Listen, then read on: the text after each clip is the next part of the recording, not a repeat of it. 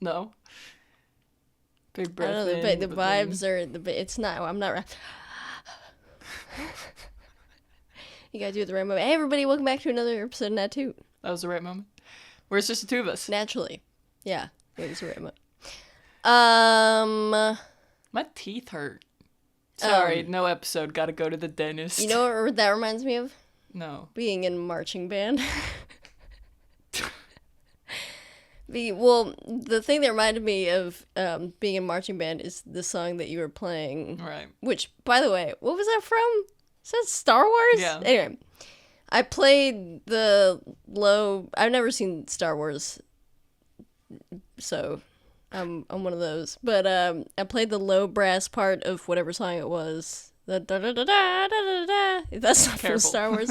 Yeah, well, we get 20 seconds. Run the track. And I was like, I know the low brass part. It goes like this. And then Shane went, cool. and then also you saying, my teeth hurt, reminds me of marching band also because when we would march, sometimes the drum majors would make us say stuff. Like whatever they felt like. There was like one that was like cereal. And they would be like, cheery, and we would say, O's, fruit, loops, like that, for some reason. You know, Captain Crunch, because you just do. That's just a thing you do. Well, everybody, hey, if you've ever marched en masse, like in the military or marching band, you know that if someone says some stuff, there's some stuff that you gotta say back, and you gotta do it. Like, I think on the record, it's so that you can keep time, like cadences. Obviously the point of a cadence is you keep time, but yeah, one of the drum majors was funny, and he would say like Kashi, and he'd be like Goleen Crunch, duh. I thought it was funny. But one of them was at the end of marching, you know, like the don't stop, get it, that thing. Like we had to do that. But there was one that they would say at the end of like marching at a parade. They would be like, "My feet hurt," and we'd say, "My feet hurt" back, and then we do that, and then they go ah, and then we go ah, and then when you said "my teeth hurt," my brain went "my teeth hurt," and anyway, it's been 11 years. So why should that occur to me? Has it been 11 years? It doesn't matter. Anyway, well, I love cadences though. They're lots of fun. Oh yeah. Yeah.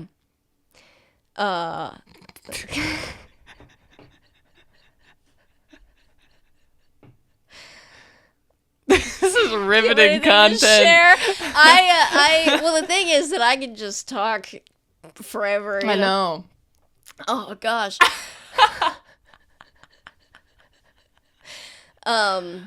Well, in the last episode of Nat 2. You don't have any funny musings? No. No Shay musings? I'm not that interesting. What are you talking about? You're very interesting. Shay just had a very spicy carrot. I did, and it made me really angry. Yeah. I opened up a jar of pickles that I've had before, and then somebody decided to add something to it to ruin my day. I like that you're just like, sabotage. Yeah. You immediately assume foul play. It's not like this was done by mistake. You're like, on purpose injected it with liquid. Let me tell you something. Someone on purpose did put whatever the heck was in it. Maybe not to hurt me, but now these aren't pickles for all. These are pickles for the insane. Because let me tell you something. I ate this carrot and I was like, pickle. What the fuck? Pickle. But the pickles weren't, the rest of the pickles, like the pickles, like the cucumber Those were pickles, fine. Those were fine. Why the fuck was there like something in it that was like a nuclear bomb? Maybe it carrots. To sabotage me. To sabotage me. You sound like Nicki Minaj. To sabotage me. To make me out to be the bad guy. Well, I'm sorry to hear that. That's okay. If I'm being for real with you right now, I want to do the freaking recap because I'm excited to play. You know, I know that. The thing about that, though, is that part of this is there's an element of torture that I'm bringing to it. This is not like foreshadowing. I mean, I am torturing you by not letting us play until I finish my musings about cadences and spicy Are they done? pickles. So in the last... Isn't that nice? Delayed gratification. No. Like, you're like, man, I've been wanting fries all day, and now I get to eat I'm fries. not gonna, like, orgasm after we start the recap. That's what you think, buddy. Yeah, the longer that this goes on, and then we actually start playing, I just orgasm. Like, the gratification is so intense that we never actually get to play. Is that not, though, the DM's goal? Is just through storytelling to make your players orgasm? No! What happened to the last episode of that, too? We jumped around quite a bit. Tavumile and Thalen, they got refused from the gates to the castle, basically being like, you're not on the list, and I don't think that your reason for wanting to see the king warrants pulling him away from party planning duties, which I was like, that's fucking hilarious. Why? It's, so the Wethway people burned my farm down. The king's got a plan for this party, so sorry, that doesn't sound important enough. Well, I think the idea is that it doesn't necessarily sound legit, you know? I know. Well, I mean, you know, I'm Tavumile Fenra, like, my if I farm walked up burned down. If I walked up to... What if I just said, like... if I just said, like, George Bush, and then everyone was like, when the heck did this podcast come out? Is this from several years ago? I was going to say Obama at first because I was trying to avoid, we're in an election year, and I was trying to avoid telling the future.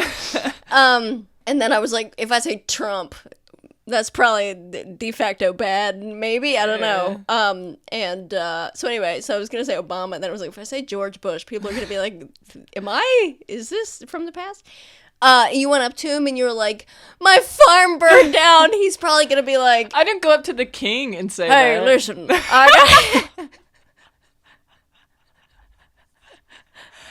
there are ways to submit your complaints formally to the president. I didn't go up to the king, though. I went up through the official... Okay. I went up to, like, a Secret Service agent and was like, hello. That's still not the way that you would I go think about that? I think that if there was no other possible way to go about it, like, what, does he have a little booth at the bottom of the stairs being like write your complaints like and we'll frickin', shuffle through them? What the heck is her name? Is it Lucy from Peanuts? It's like the doctor is in. I love the idea that you walk up to the door of the White House and there's like a Secret Service agent standing out in front with his arms crossed, and you're like, someone burned my... I'm like, insert high profile missing person here. Yeah. And I came here to say that, like, Russia burned down. Like, it was Russia. Let me say this, though. If that were to be the case, there would be some frickin' questions like, okay, we're gonna take you into a room and interrogate you. There wouldn't just be... Do you really think so? Yes. If somebody was like a foreign country that currently we're not a super big fan of, committed this act of treason, and I'm saying this, and then I'm saying that I am this person that everyone is looking for... At the White House? I think that they'd be like, okay, we're gonna get some maybe FBI agents or something to interrogate you as to why you're making these claims. Okay, but what if, consider, you were like the 7th person to do that over the course of like 2 days? Yeah, but she didn't freaking know that. Well, that's and what I'm he saying, also though. didn't say that. So I think that she was just like, okay. But also, does not a single person know what Tavumile looks like?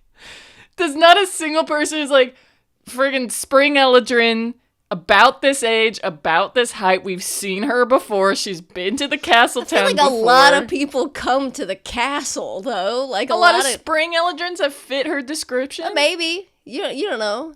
freaking... I do have to say, it's been established that seeing spring eldrins is really not that common. Well, yeah, but I mean, like, probably not insofar as the, like, major metropolitan center for the Talenti clan is considered.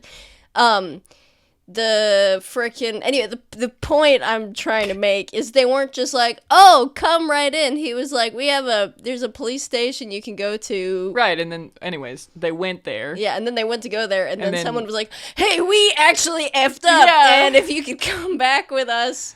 But before that, Vahrae saw them. He was gallivanting around the Talenti castle town, with Yusufi.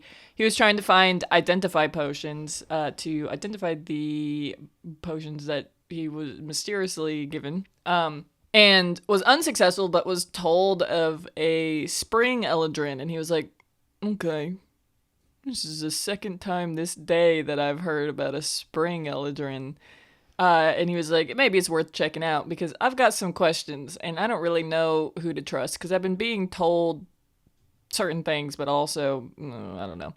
And so him and Yusufi kind of intercepted Tavumile, Thalen, and Iffy going to the police station to be like, hi, did you want to see the king?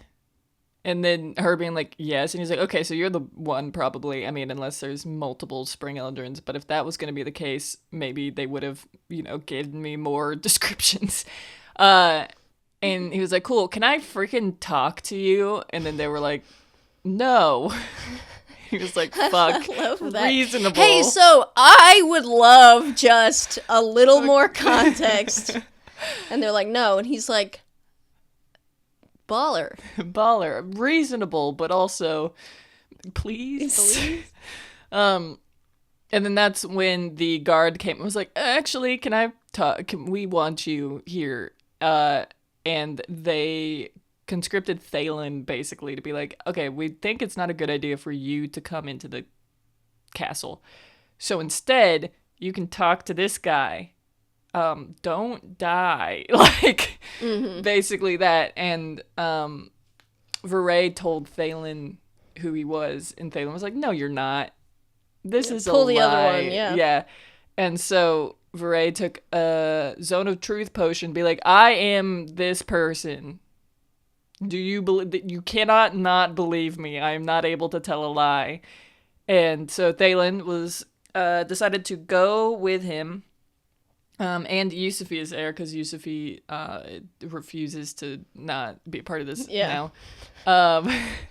And they're going to the fancy hotel that his parents are staying at, and Vahrae is going to say that Thalen is a friend from his school. Youth. Yeah, after he drops his Zone of Truth. Yeah. Which he put on and then totally screwed himself in front of his sister by revealing to her after she asked that him and Fernil kissed.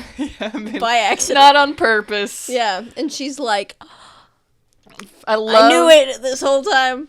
I love that Yusufi is just like, she ships frickin' Vahrae and Fernil, and they're just like, okay. They're like, this is like hilarious because you're my sister, and in any other context would be very bad. Yeah. And so they're heading off and doing that, and then Iffy and Tavumile went into the castle. Frenthius is there, and they've seen him, and he's seen them, which is questionable. And then they met Lioness. Lioness. I don't even want to talk about it. I told you, doing that is hard. I got this in the bag, and then I said one line, and my brain split in half. Talking like this is hard. It's wee hard. It is hard, and I'm probably going to have to do it again today. And probably will mess it up, and also I have to try and not sound just like I'm from New York, and that's what we do it, baby. Anyway. It's wee hard, and it took me a wee long time. You have to be so careful. Like, every single, you're just like, is there an R? Yeah. And everything else has to be, like, normal. Yeah. Anyway. But they met him, and he escorted them to a room where he asked a couple questions, and then he was like, oh, frickin' I remember you when you were here to start growing water clary. He was the only person who wasn't surprised when she said that. Mm-hmm. Like, the guard out front was like, whoa, we don't do that. We don't do, whoa. And Tammy was like, you do, though. Yeah, you asked me to. And Linus is like, yes, we did. And she's like, can you tell him? Also, stop it. And so that's going on, and Linus is going to see if the king can either talk to them today or tomorrow, and if it is tomorrow, I think regardless, if he was like, can I get, like, my potions back or something, or can you guys give me, like, ascending potions so I can talk to the folk that we came here with to let them know what's going on. And Linus said that would probably be acceptable. Chill, yeah. Chill and fun. We go to the boys. They, to prevent being discovered, broke off from the carriage, but then Fingers freaking nailed it and, made himself seen. He the opposite of nailed it. Yeah, you're right. Yeah, he removed the nail from it. And Ethiod went to go see what was going on and then also fucked it up, and they were being questioned and were like, cool, we're gonna escort you to this home that you say that you live at, as they were like lying about what was going on. And then Ethiod was like, actually, you know what, here's a distraction. I'm a tiefling. And then... Yeah, solid idea from Ethiod. I think that he was like, what are they gonna do, Hopefully these guards will be... I think that benevolent. He was like, I never... Like, when I've discovered to be a tiefling, I've never gotten arrested for it. Mm-hmm. I've just been, like, ran out of town or told to get out of a tavern or something, or, like, been called names. Yeah. Maybe once somebody beat me up, I could deal with getting beaten up. Yeah. Like, I mean, these are guards, but presumably they don't want to kill me. What's worse, Lucian gets caught and thrown in jail, killed, whatever, or I get, like, knocked around a little bit. Friggin'. And then he was like, cool, we're gonna arrest you. And he was like, wait, hold on, this has never happened to me before. Yeah. Granted, I've never lived in a town before. Like an actual... Yeah, like a metropolitan. Yeah. And also, I'm being interrogated for a crime whatever. And so that was going on, which then prompted a fight to get away. And all three boys got away. And also Finch had come as a wolf to tell Lucian what the heck was going on. And helped in the fight a little bit.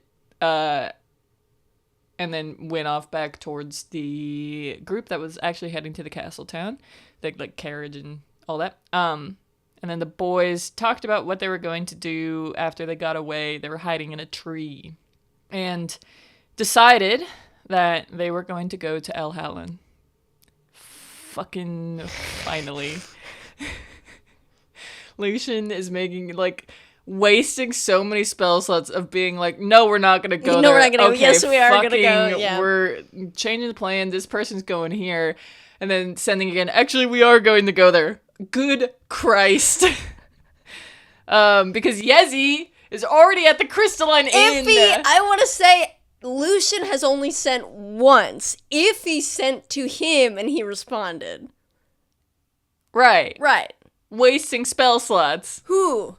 Lucian. He only had sent once. He had to respond to Iffy has a spell slot, and he wasted it by being like, oh, no, screw you. He wasted Iffy's spell slot. I love that. Yeah, and probably he'll be using another third level spell slot to be like, actually think about it is that... Sorry about that. And so Yezi's at the Crystalline Inn. She gets frickin' there. She buys rooms, whatever, talks to the proprietor of the place, and she asks about water genasi because she kind of had a weird experience near the lake where she heard laughter and splashing and then looked at the water and saw, like, the reflection looked different than what was actually out in the atmosphere. And the proprietor was like, oh, there's been tales and stuff of whatever, like, you know, kind of something. Yeah. And kind of made it seem like she didn't know what Janazi were, because when Yezi was like, are there water Janazi? She's like, there's these types of fish. And she was like, okay. Never mind. And basically, Yezi was just waiting for them to show up. And then we hear Vitil singing a song. Singing a little ditty. About Groomush. Groomush. Before I started singing, I had a little pep talk with myself in which I said, just do it. It's going to be okay. It's just you and Shay and the rest of the world, but not yet, you know. Yeah. It's not live. I have to do this live. And then I did it. You did it, and it was great. And a new little face that we don't know heard it. We don't know about new. Yeah, her face heard it. Her face heard it. And she was very upset that an orc was hanging around these parts. And that's where we ended.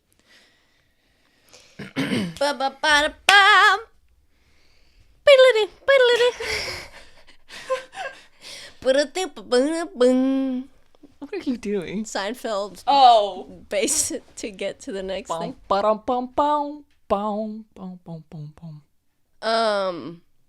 didn't know Jerry Seinfeld could play the bass. Do you want to start? What does he sound like? He has such an odd fucking voice. The only person I know is Christopher Walken. Okay, I was gonna say, I was like, that's not. He's the only man I know. Seinfeld is, his form of comedy is literally, when somebody is like, and what's with it with the forks? I mean, you know, they're made to put things in your mouth, and then, like, it's so ridiculous. Like, what's look the him deal up. with thing? Okay, is that him? You know how he... What's the deal with I got to that from you is I was thinking about, you know, I've probably heard Jimmy Fallon do an impression of this guy. Let me just go through a quick catalog of stuff, like quotes like that, and what voice he said them in, and I was just like, what's the deal with the thing? Why are we getting parking tickets? It kind of sounds like Morty. Rick and Morty. Rick and fame. Grandpa Rick. What's the deal with Grandpa Rick? Wow, there's a lot. Well, this is like hat on a hat on a hat on a hat. Rick and Morty. Let's start. Whose character sheet do I need up first? Who do you think? Baby Mioxea? When last we were in this situation, what was Mioxea doing when she heard the Orcish language, which she recognizes because she can speak it, and also the name of someone who she knows to be an Orcish god? Okay. I think she was literally sitting on the ground eating berries off of a bush. She was just like friggin' legs spread out, picking off the berries, eating them. She has like friggin' stained, like her mouth is like berry stained, and her hands have just like the stain of the juice on it. She's like going to town. Yeah. So sitting on the ground eating berries is Mioxea. Does she have a last name? Imnasu. What does she look like? She is a satyr. She's a satyr. She is now an actual small bab. I know I said that once about Tavumile. Compared to 6 foot tall. She she has the legs that represent kind of she has the legs that represent her, like, because there's different flavors of satyrs. I know that sometimes people make them look like, they got the legs of a deer and deer antlers or a ram or whatever, and she's more like sheep like. So her legs are very like furry, curly, white, like sheep fur, like wool. And she is very, very pale, and her face, she has big sheep horns. They're gray, and they kind of like sit like pointing outwards. She has short, curly, white hair. It's kind of like when you shave your head and then it starts growing back. So it's like in that in between of maybe actually being long again, but not. She has a pink nose. It's very like it almost looks like human, quote unquote, but it's like upturned at the sides and very pink, and has like black little like spotting, like when you look at the bottom of your cat's foot and sometimes their pink toes have like the little black like colorings to it. Mm-hmm. She has like that on her nose. Her top lip is also black. She has little sheep ears poking out from behind her horns, and she has the eyes of a sheep as well. She has the like horizontal square pupil. Her entire eye kind of looks like orangey yellowish, but she can do like the dogs with the like whale eye, like you could see the like whites of their eye when usually you can't. She has that going on.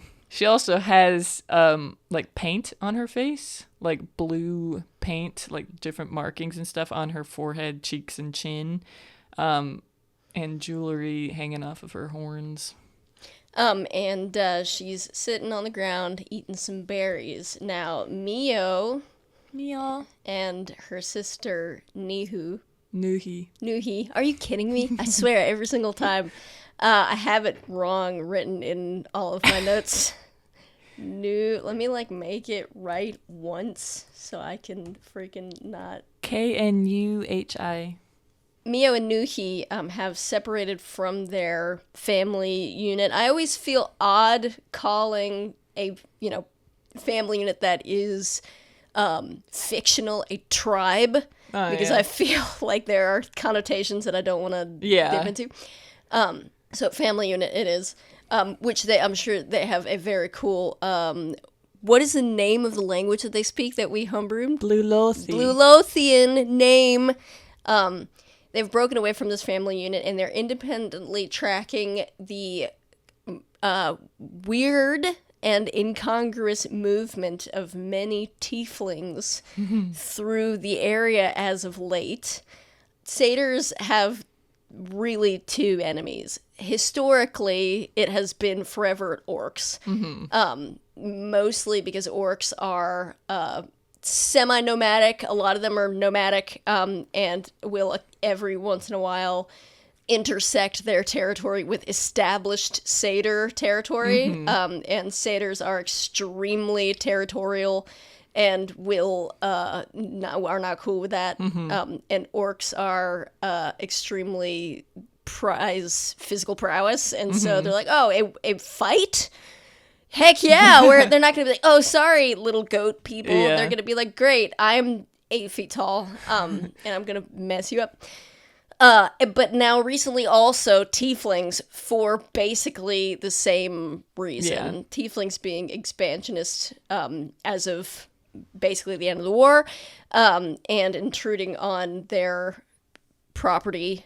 But also, tieflings, orcs have a sort of ruthlessness about them in that they are absolutely determined to win at even the cost of their own life or safety. Tieflings have a history of doing basically the same thing, but there are no rules which they play by. They play by their own rules. So it's the same, like, Tieflings known for their cruelty, orcs known for their tenacity, and fearlessness. And they are little goat and sheep people.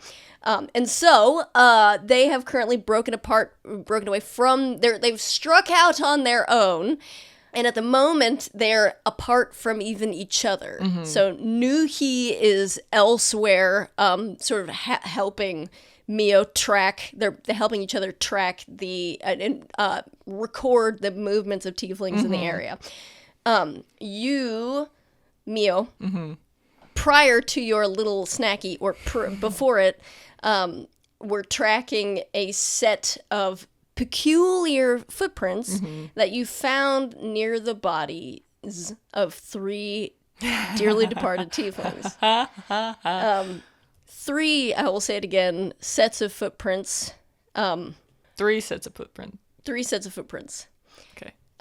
Which you have decided to follow. Okay. So, that's what you were up to when you started having your little snack, and then you heard the beginning of this song ringing out over the mountain peaks.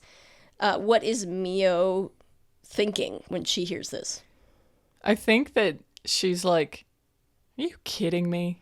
Man, like, we're already tracking all these tieflings, and now there's some orcs around. No! And I think that she gets up and is gonna, like, stealth over to see who, like, what they look like. If it's just them, if they're walking with other people, stuff like that. Okay, good. Roll stealth. Nat 20. Starting this off great. Cool. All right. So, did you really roll a nat 20? Well, fabulous. So you are a tracker by trade. You're a ranger. But part of that obviously is there's no sense in tracking if it is known that you are tracking someone. So the moment you put your mind to it, you get your hackles up hearing this orc voice, and you duck down into the bushes and you completely disappear into the forest. You are gone to the world. Go ahead and roll a perception check as Mio. Okay. As she's doing this too, she like takes a little mask from her like side that she had like taken off and puts it on, and it's literally just the skull of a deer. And I'm a deer, not a sheep. Yeah. It's just the skull of a deer, and like you could see the bottom half of her face, but she's like looking out through the deer eyes. You said perception? Yeah. Forget that almost all of her stats are +0. She sucks a whole lot. Yeah. Also, she's a level 5 ranger, just so everyone is aware. 5. Okay. Freaking swell. So you focus on your stealth game right now. You disappear into the forest, and all of your senses are trained on one thing, and it's being unseen as you approach. It's not hard to follow this person, loudly singing. You can triangulate their presence as you make your way over to a break in the tree line, and you see this sort of rough-hewn path still in the mountains going in the direction that the footprints were going, so consistent with the footprints you were tracking. You see a man, certainly not the stature of an orc, although he could be just short, and you can smell on the wind what he smells like, and it is most definitely not an orc. Okay. Like, you have never been, what you are hearing is the voice of an orc speaking Orcish. Like, you are very familiar with hearing it spoken, a song about an Orcish god. This individual does not know all the lyrics, which you happen to know. Every other aspect about him that is, it is, it's like you hear like a freaking wolf howling, and you look over your shoulder and it's just like a guy in like a Best Buy outfit. You're just like, this is incongruous. Yeah. And the other thing that you notice about him is that he's walking with a cane. Go ahead, roll an insight check with advantage. 15. He is certainly the owner of one of the 3 sets of footprints which you have been following. Okay. I think that she, like, literally stands up from her creeping and all that, and she's just like, well, and then, like, hops down, that, like, just makes that noise of confusion, and then just, like, hops down from out of the tree line, and she's just, like, walking behind this person. How far behind him are you walking? Not far at all. I think, like 6 or 7 feet. Okay, so you're about, like, 30 feet away when you hop out of the tree line. Vatil, Doi, you don't know him by name, but we do, is completely unawares, wrapped in remembering the lyrics of his song. Just walking, and so in order to get behind him, you sort of have to, like, bound up to him. Good, roll me one more perception check. Okay. 8. Okay, so you approach this individual, and you hear shite. What would be the next lyrics to the song? Make them up. If heed ye not to darkness go, flow, grow, flow. Flow. One of the 2. Flow. And he's like, you say that to him. And he's like, I just want to be flow. Let me see. He puts together that he's being spoken to. And you say the word, like, flow behind him. And he kind of, like, whips his head around. And you're not trying to, like, be stealthy or sneak or anything like that, right? No. Okay, cool. So, you say that, he turns around and, like, looks at you and kind of, like, raises an eyebrow, and he's just like, how did you know the mighty blood of veins will flow? I guess that's... You're not an orc. Why do you sound like one? You Satyr. Yes. You see him put, like, his head in his hands. He's, like, wiping his eyes, and he's just like, I've not had anything to drink today. That's not good. I'm losing my mind. You're not real. Oh, goodness. Mioxea is real. Mioxea. Why do you sound like one? You have same... And she's, like, walking closer to him. Drawings. Oh, and I back off you. He's gonna, like, back up a little bit. Why? She, like, takes the, like, deer skull and, like, lifts it up, and it's just, like, sitting on top of her head. He's, like, backing up. He's like, first of all, you're not real. Second of all, Mioxea is real. you're Satyr. Yes. Mioxea is a satyr and real. You are not an orc, but you sound like orc. I suppose that must be confusing to you. You have same drawings? Are you playing dress up to scare Mioxea? Like a little girl? Certainly not to scare you. I sort of am playing dress up. I mean, man. Well, if you excuse me. No, you have that. And she, like, points to the cane. He's gonna, like, look at it and look up at her and kind of like a golden retriever, just cock his head to the side. You hot? Yes. What's it to you? It's not going to be a fair fight or something. Fight? I no fight you. Why you fight? Or you fight me? Not me personally, but you're not hostile, I take it. Not to me, I guess. Hostile? You're not going to hurt me. No. Well, I've got no reason to continue speaking to you. You see dead Teifling? Yes. Oh. What was that information? Tiefling bad. You there? Again, I don't see why I've got to answer. Helpful. You can be not a mean man, and you could be helpful. Why would that be helpful to you? Nice.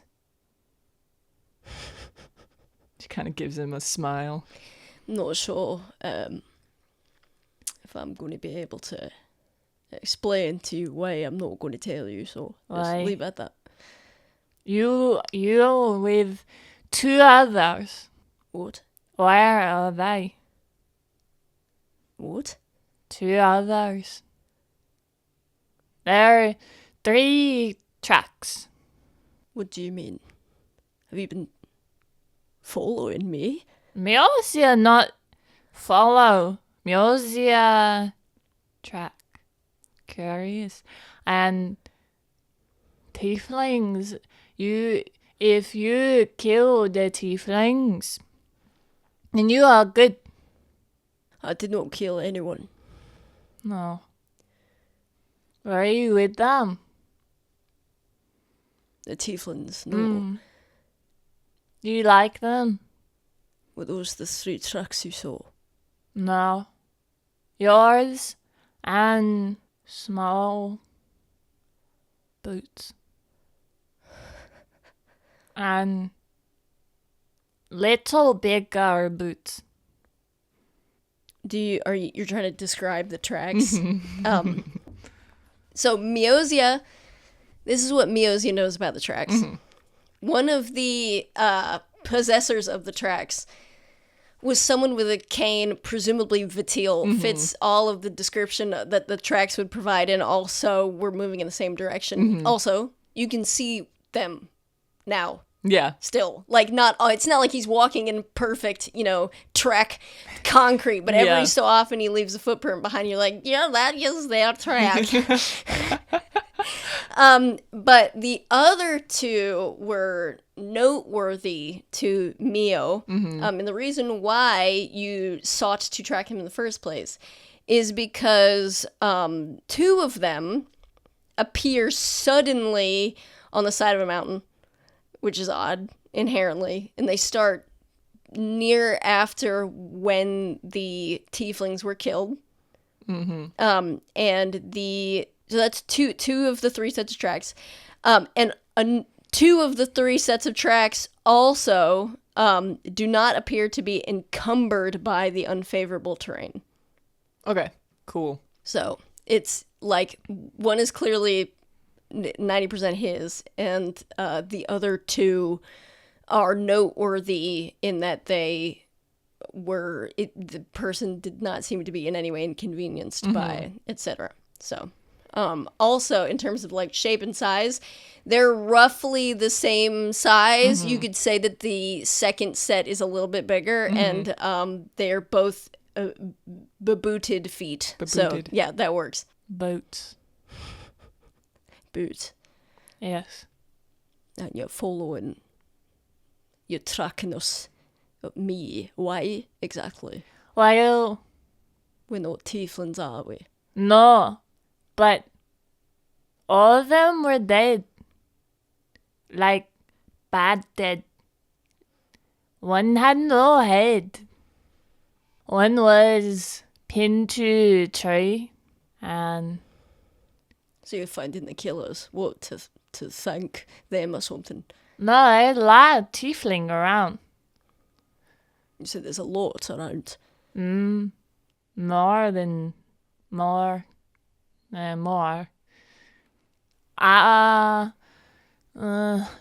Mioxea, I knew you want, you know why?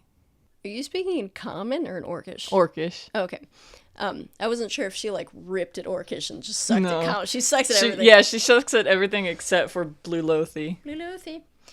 He's gonna say, well, I was with one other person, and she dispatched them.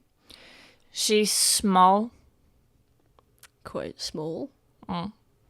It was just us 2, though. So you must be mistaken. No. Mioxea, remember. 3. 1, 2, 3. Did the third set of tracks, were they going in the other direction, or? Were they? Or were they going in the same direction? They caught up with. It was a newer set than the first two. So they were going somewhere else, and then they caught up with the tracks. And then did they continue off in the opposite direction? Or? They followed the tracks. Going the wrong way and then going your way. What did they look like? Small boots. Easy. It's hard to walk a mountain for people. Not hard for them. Why do you speak Orcish? I'm an orc. No. You lie. You're a legend. We split off. Right? We split, didn't we? Yeah. The track split. The first set, it was me and one other person walking together. Yes. You followed me instead. Well, Is it because that was easier to follow? yeah. You split up. Why? I won't know. The third set. That one going past me. No. I think, Why? You look sad. No. Stressed. No. Bad. I think you ought to go on ahead of me. Why? Go ahead, roll perception. 10. Well, seems to me like I'm going to have some company at some point. Why? Company? I don't think that you're the only one who's tracking me. Oh. Well, Mioxea want to meet. Me too. Other track. What is that now? Curiosity. Teiflings are dead. Why? The first set of tracks killed all the Teiflings and I was there for it. Why other one want to know? Are they Teifling? No. I don't think so. Do they not want Teiflings dead? They're dangerous. Dangerous. You ought to walk along. Orcs and Teiflings dangerous. Other people are just people. What are they? What do you mean, what are they? You are a ladron. Mioxea is Satyr. They are not no. A Genazi. She's gonna look at who said that. You turn your head and you see emerging from the tree line a short woman in a very sort of utilitarian grayish-green cloth outfit and leather armor,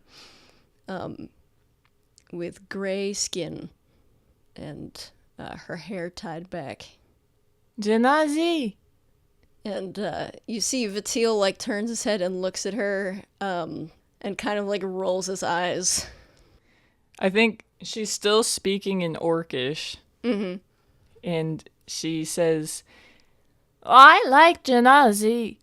Genazi is nice. Usually you are wet. She is going to look at Mio. She kind of like locks eyes with Mio and kind of just dismisses her, just like looks at her, and then just starts walking over towards Vatil.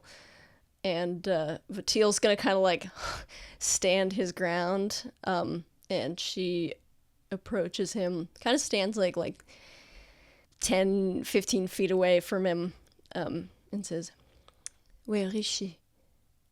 What language is she speaking in? Orcish.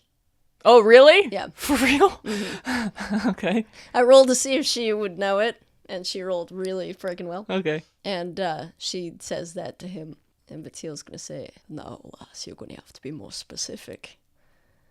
I've got many female callers." And he like raises an eyebrow. Are you trying to find someone? She's not looking at you. She's not like, she's just gonna continue. And she says, "The woman you are traveling with." Vatil's gonna say, the swindler herself. I suppose you're not talking about one Yezi Lakma, are you? I think that Mio's just like looking between them two, like listening, just being like, I don't know. And Vatil is gonna start kind of like walking away from Mio. Mm-hmm. Like if they're standing, like if this woman is facing Vatil and Mio is like in her peripheral vision, Vatil's kind of like trying to turn such that it's just them two. Mm-hmm. And she's going to step, like kind of take a step closer and say, "Where is she?" And Vatil says, "Oh, don't tell me Lakma needs help with her dirty work." And he steps back again. And she's going to step closer and take out a dagger. Oh, Mio has question and then I will leave.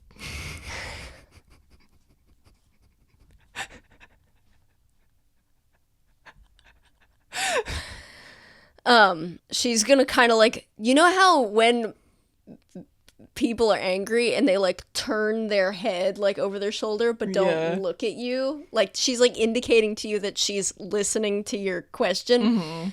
But you can see even from your vantage point that she's like seething, and Vatil goes, "Go on now, she's got a question." Have you seen any more alive tieflings or alive orcs? Little Satyr, if you open your mouth one more time, I'm going to kill you. Huh? Kill me. Don't tempt me. We are friends. She's gonna turn around and like step, kind of like, she's like turns herself away from Vatil and starts walking towards Mio. And you see Vatil like kind of like his eyes get big and he's just like, "I thought this conversation was between you and me, wasn't it?"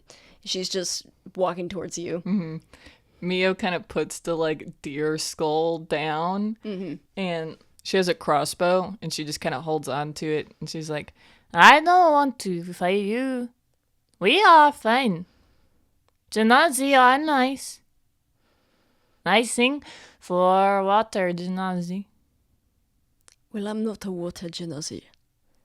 They are similar. Get out of here. You no answer question. How far away are you? From this girl, the woman who's talking to you. Are you like backing up at all, or like if you don't move at all, you're like 15-ish feet away? Yeah. Okay, so you're just standing right there. She just starts walking towards you, kind of slowly, without saying anything, and holding the dagger in her hand. Why? I told you to get out of here. Well, I live here, my home. You think I'm not serious? Well, I know you're serious. Then leave before you get hurt. This matter does not concern you. It concerns me. Let's get out of here, please. It's between me and the nice lady. Nice. I'm just going to have a conversation. I think you'll die. Well, it's a good time as any. So. You killed Teifling. You want them dead? Who's she talking to? To, Vatil. Yes, not me, but... You want them dead? Sure. Just get We're out of friends. Here. If we're friends, you do I say. Oh, friends help. You and me? And she looks at the Janazi. Sorry, no friend no more. I'm sorry too. Oh. Roll initiative. That one? Oh. Well, I hope you've enjoyed playing Mio. Oh, you're gonna kill her? There is no way that I can see that she is not going to die. Oh. She's gonna roll to hit. Okay. Ooh, let's see, 11 plus 9. So yeah, so that hits. Yeah. I didn't know, sorry. I didn't know what her plus was. Cool. So, The nice thing about this, though, is that she doesn't get sneak attack. this is true, yeah. She steps forward. Mio is surprised by, I think because maybe they've been talking, and so she thought there was going to be a little bit more back and forth. And the woman suddenly launches forward towards her, and plunges this dagger into her shoulder, doing a total of 9 damage. Okay. And you can feel Mio, the blood, like, dripping down your arm. And go ahead and roll a con save. 11. Okay, you take an additional 3 damage. And you start feeling not just pain and your blood pumping out of this gash in your arm, but you start it to feel kind of oddly cold and tight. And she says, I'm done with this little game. And now it's Vatil's turn. Vatil's gonna say, Oi, the conversations between you and me, you leave out of this, okay? You kill her, you get no information from me. You can kill us both. You want me to talk, then she walks. And you can keep walking and not finding her. I'm gonna roll something for my boy. I'm gonna roll something for her. Vatil rolled a nat 20 persuasion, and she rolled a nat 1 against it. Goodness. I'm gonna switch dice, because I forgot this is the spicy dicey. And you can see, as he says that, her eyes... She's still staring at Mio like she's gonna do the next strike. You know, we think about this as, like, seconds. And she, like, pulls her hand back. She's gonna strike at Mio again and just freezes in her movements. Oh, he said, ow! She pulls her hand back and, like, kind of slowly, she freezes and then slowly wipes Mio's blood. She brings the dagger up to her face and smells it. And Smell nice. Wipes the dagger off on her pants. And you can see that where she has wiped the dagger off prior is stained on her pant leg. That must be, you know, from the last stabbing or something. And she puts the dagger away. And you see Mio, you see Vatil go, yeah. That's what I thought, you know, like he's like so juiced up and he's like, you know, like, yeah, I knew you were going to listen to me when I said that. And he kind of like postures a little bit. I feel like Mio is holding her shoulder, and she's like, you talk Mio, sit down. She's just gonna...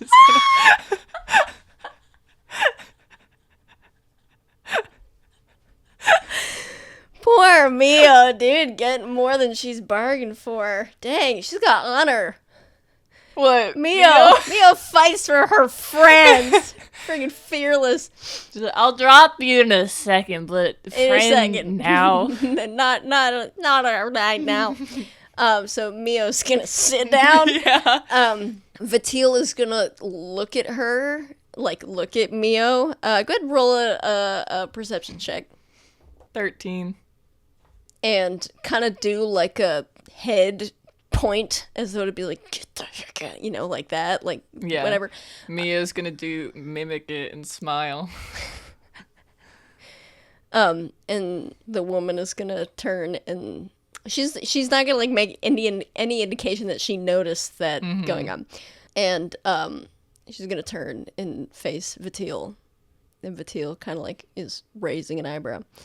And she says, "How is it that you know that I am Lakmai?"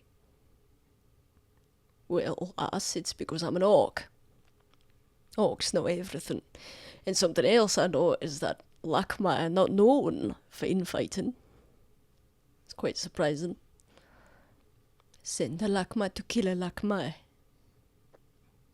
Anyone else would fail.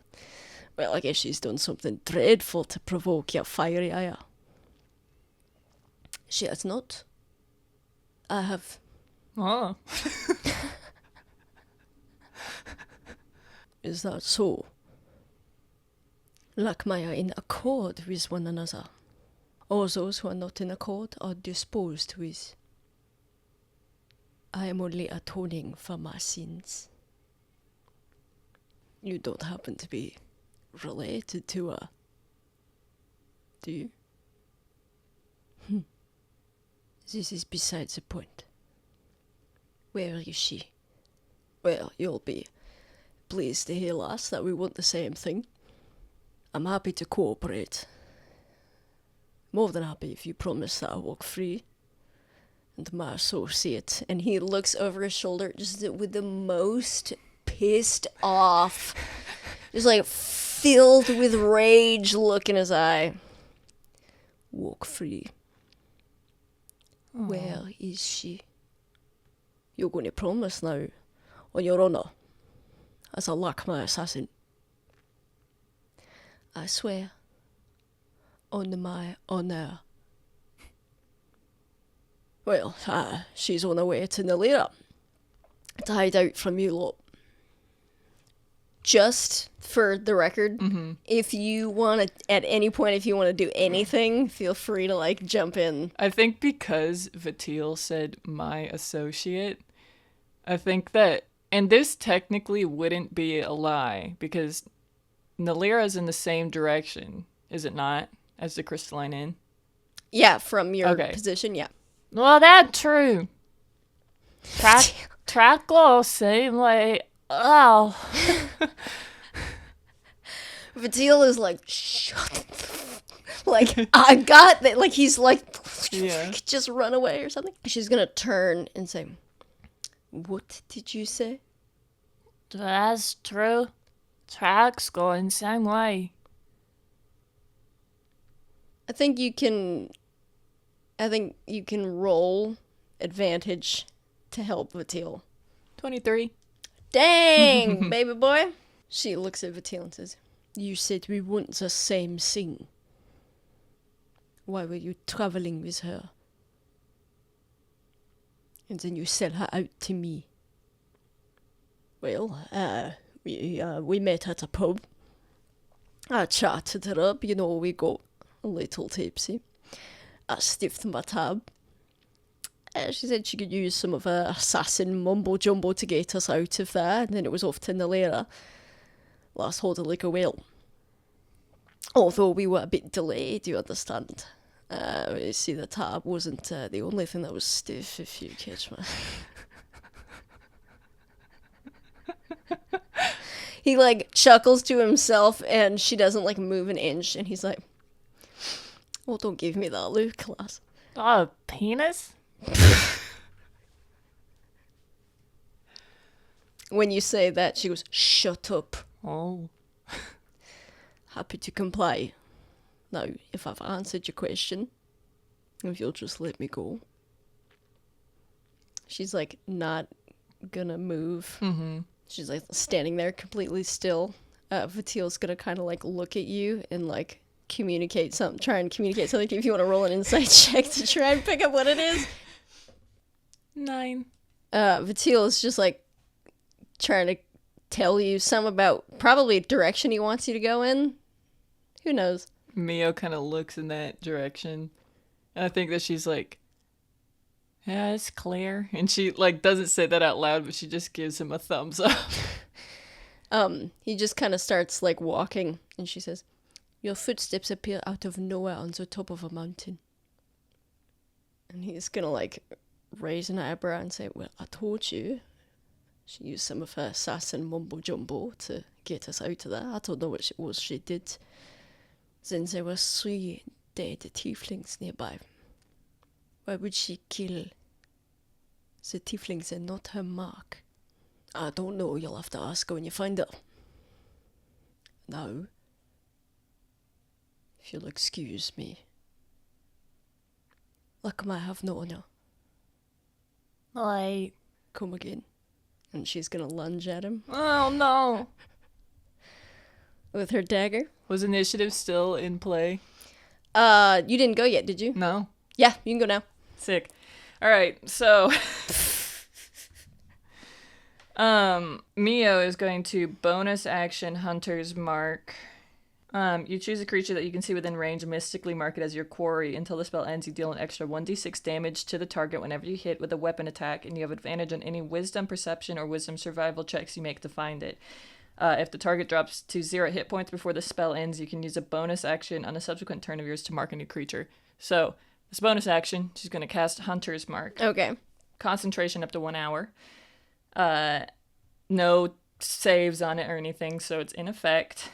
She is going to shoot with her crossbow. She has a fighting style of archery, so she gets a +2 bonus to attack rolls made with weapon attacks of this. Cool.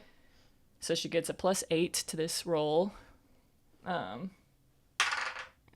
17 + 8. Yeah, that hits. Cool. So she also has Hunter's Prey. She deals an extra 1d8 of damage when you hit once per turn. So she's going to do Hunter's Prey to this. She's going to add the Hunter's Mark, which is an extra 1d6, was it? Yep, 1d6. Mm-hmm. So 1d8, 1d6. She gets another d8 for this crossbow. 20 damage. And then she gets an extra attack. Okay. So again, she gets the +2 bonus. So nat 20. Holy crap, dude. Damage is going to double.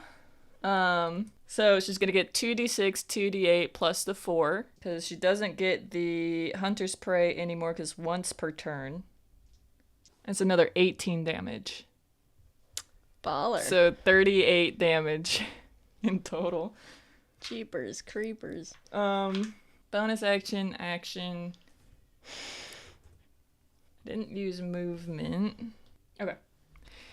So that's gonna be it with her 38 points of damage. Holy crap. Okay. Well. Cool. So you do a whole bunch of damage. It's rough out here. Oh, and I think that Mia also backs out. Like, she, takes her 30 feet and moves a bit further away from her. Okay. Just because she's like, I have a ranged weapon. I don't need to be close. Yeah. She's not, disengaging or anything like that. Okay, cool.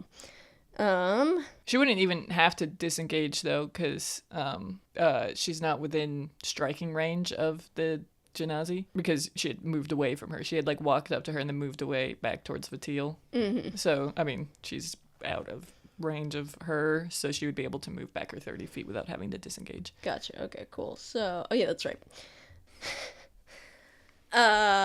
She is going to... So, when you hit her, this was both with a ranged weapon, mm-hmm. right? You hit her with a crossbow. Mm-hmm. Where do you hit her that you do your crit damage? What does that look like for her? I think, in both shoulders. One in each shoulder blade, because I think she's like, screw you! You hit me in the shoulder! I had both of your shoulders. So you hit her once in each shoulder, and you can see with that crit, you hit her in the shoulder of the armor she's holding, the dagger, and she drops it. Ha! And it lands on the ground. And you hear her, cry out in pain. She's like, ugh! As the, crossbow bolts knock her backwards with their force. She looks at you as you back away and looks at Vatil. He was 20 feet away. He was kind of also pushing himself backwards a little bit. Oh, sorry. I forgot to tell you. At the end of your turn, you take an additional 3 points of damage. She is going to take her 30 feet of movement to approach Vatil. Mm-hmm. So she's running after him. She just runs towards him. You can see Vatil looks appropriately concerned. Do I not make another saving throw for that one thing that is affecting me? And was it magic? No. It was not magic? No. Okay. I think once you fail the first saving throw, it's an effect. But I will double check. It is a homebrewed thing, but it is based on something that exists already in D&D, and also is a way scaled down version of it. Okay. So, just for the record, I'm not like, yeah, okay. No, you don't. It was after the first one. Cool. So, she runs towards Vatil because he's 20 feet away from her. She's moving 20 feet, so she's now, like 90 feet away from you, something like that. Mm-hmm. Runs towards him. She doesn't have the dagger, obviously. She dropped that one, but she's an assassin. She's got another one.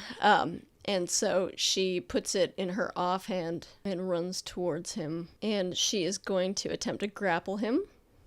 Mm-hmm. So we will do opposed athletics. And as we know, Vatil rips at athletics. He does, apparently. Oh. Yeah.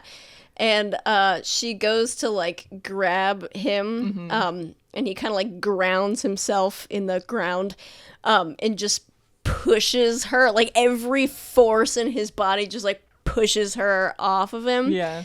And you're too far away to hear any kind of, verbal exchange that they might have. But he kind of effectively repels her. Yeah.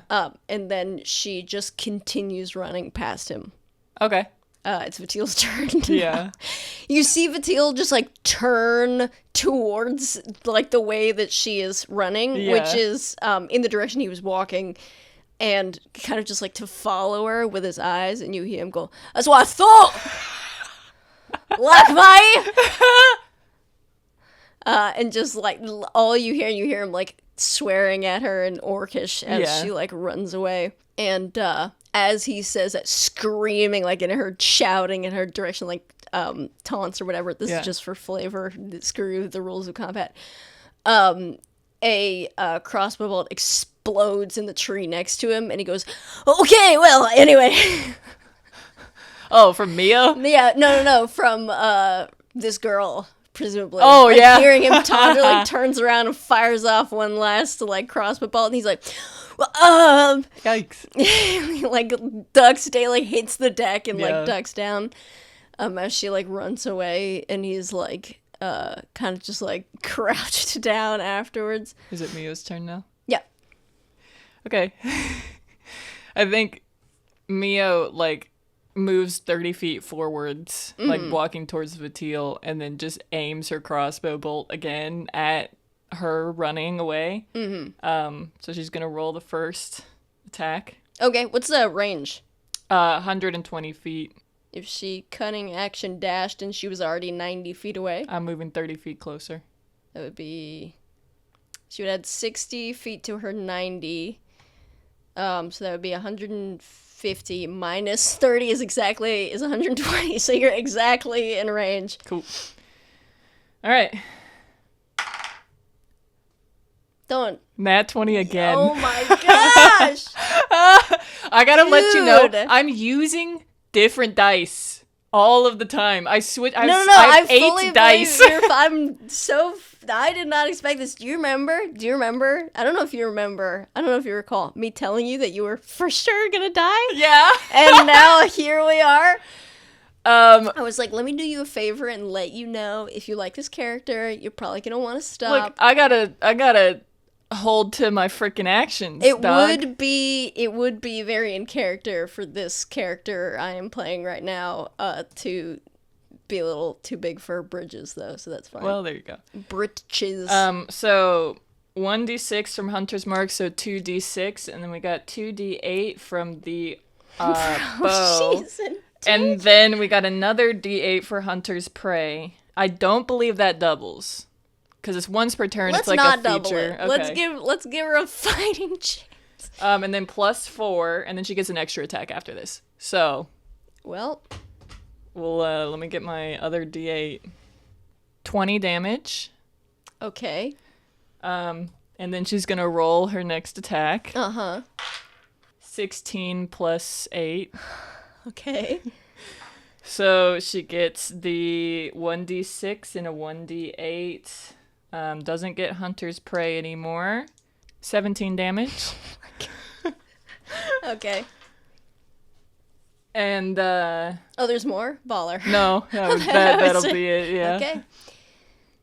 So you fire off this attack, and again, just fully, you shoot through exactly in range of your stupid friggin' crossbow. Vatil hears you making the sounds of loading up a crossbow bolt, whatever those are, and kind of turns his head to, like, surprise you're going to continue see her running away. And then whistles past his head 2 crossbow bolts that are straight and true. How do you kill her? Are you fucking serious? I'm serious. Holy shit. How do you kill her?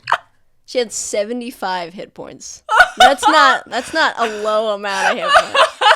I knew this because when I rolled this character, you were like, man, she sucks at everything. I was like, the fighting is what she's good at. Yeah, literally apparently. Perception, persuasion, insight, all that sucks. I like the idea that satyrs are just like the most deadly. Yeah. Because they're so little, like they have to be able to do some Little crap. tiny guy. Little tiny guy, dude. Okay.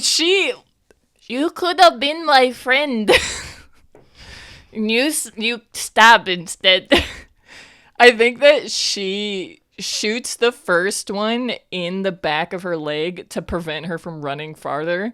So she like falls to the ground, like it's in the back of her knee. And so she like stumbles to the ground. And I think the next one, it's like she's trying to get up, so she's like holding her torso up, and she just shoots her in the back of the head. Gosh. Goodness gracious. So Vatil like watches her just crumble to the ground in front of him, completely, gasping and moving, like, residual brain electricity. And then fully slump on the ground, and he's like frozen in place. Oh. Ow. And I think that she takes out a lesser restoration potion. Okay. And drinks that so she doesn't take any more damage. That can cure a poison, paralysis. It cures one affliction that is affecting the creature. Affliction. Well, I dig it. Okay, so you take it out, you cure your poison. And what do you do next? Vatil's just like standing in place, like shocked by events. Are you hurt? I don't think so.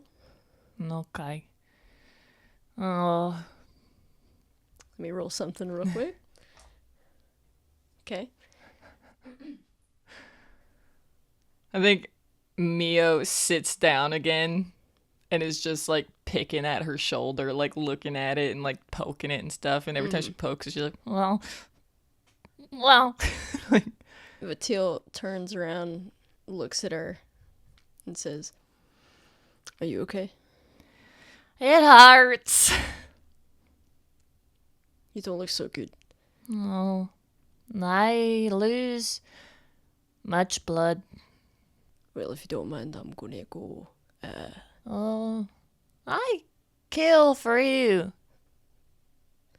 You could come with me. Oh? I just want to see what she's got. Oh. Why? Personal curiosity. Okay. Be my bodyguard. Bodyguard. Go on now. Huh? I think that she like smiles a little bit, like she kind of perks up, like shoulder almost forgotten, and stands up and is like following after him. Okay. You guys are pretty good distance away. It takes you a second to get there. I'm gonna roll something else. Okay. Can she so just so you know, she has primeval awareness, that's the wrong one. I want to use Primeval Awareness. I'm going to use a ranger spell slot to do this. She is going to do a couple things. So the first one, just so that you know, she has Natural Explorer. So she's been traveling in this terrain for an hour. It's her favorite terrain, a mountain. So difficult terrain doesn't slow your group's travel, so that would affect Vatil also, just so you know, because now he's part of her quote-unquote group. Okay. Your group can't become lost except by magical means. Even when you are engaged in another activity while traveling, you remain alert to danger. If you're traveling alone, you can move stealthily at a normal pace. When you forage, whatever. While tracking other creatures, you also learn their exact number, their sizes, and how long ago they passed through the area. So they remain alert to danger. At least I do. It doesn't say your group. So Mioxea will remain alert to danger. And then she's also going to do Primeval Awareness. She's going to expend a first level spell slot. So for 1 minute, she can sense whether the following types of creatures are present within 1 mile of you or within up to 6 miles if you are in your favorite terrain. So she is. Aberrations, celestials, dragons, elementals, fae, fiends, and undead. This feature doesn't reveal the creature's location or number. Genasi are elementals. And, like, fae would count towards freaking Eladrins and stuff like that, so she would just know, like, if they were around. I think Teiflings aren't counted under this. I don't know if you want that to be a rule of cool because it's her favorite enemy, but... That's fine. Okay. Yeah, we can rule of cool that. Cool. So she's going to do that. So for 1 minute, she knows what is within 6 miles of her. Okay. As you guys approach this downed enemy, let me see. 6 miles. That's so tricky to be like, what is it? 6 miles on foot. I'm gonna say, a 6 mile radius would be like, this is what I'm gonna say. Just to make it easy. Mm-hmm. But it's for the next 6 minutes, you know where tieflings and orcs are? Or everything? Everything. Okay. Because Eladrins are fae, technically. Okay, so, I dig it. So she would know that. She wouldn't know if high elves are anywhere. She wouldn't know if dwarves are anywhere. I rolled a luck check to see if she would pick up on any members of the party, like the main cast, to see if she would, like, just happen to. Yeah. I'm gonna extend the range to... 6 miles is a long distance. I guess so. Well, because I don't want to, I don't know. Anyway, I'm going to say this. You live here, yes? Yeah. I'm going to say that it would be within the confines of your territory, which I'm going to say stretches from, like, a little bit past Waypoint Town to a little bit before the castle town, including Valisay. Okay. Which, if you recall, is where Finch lives. Yeah.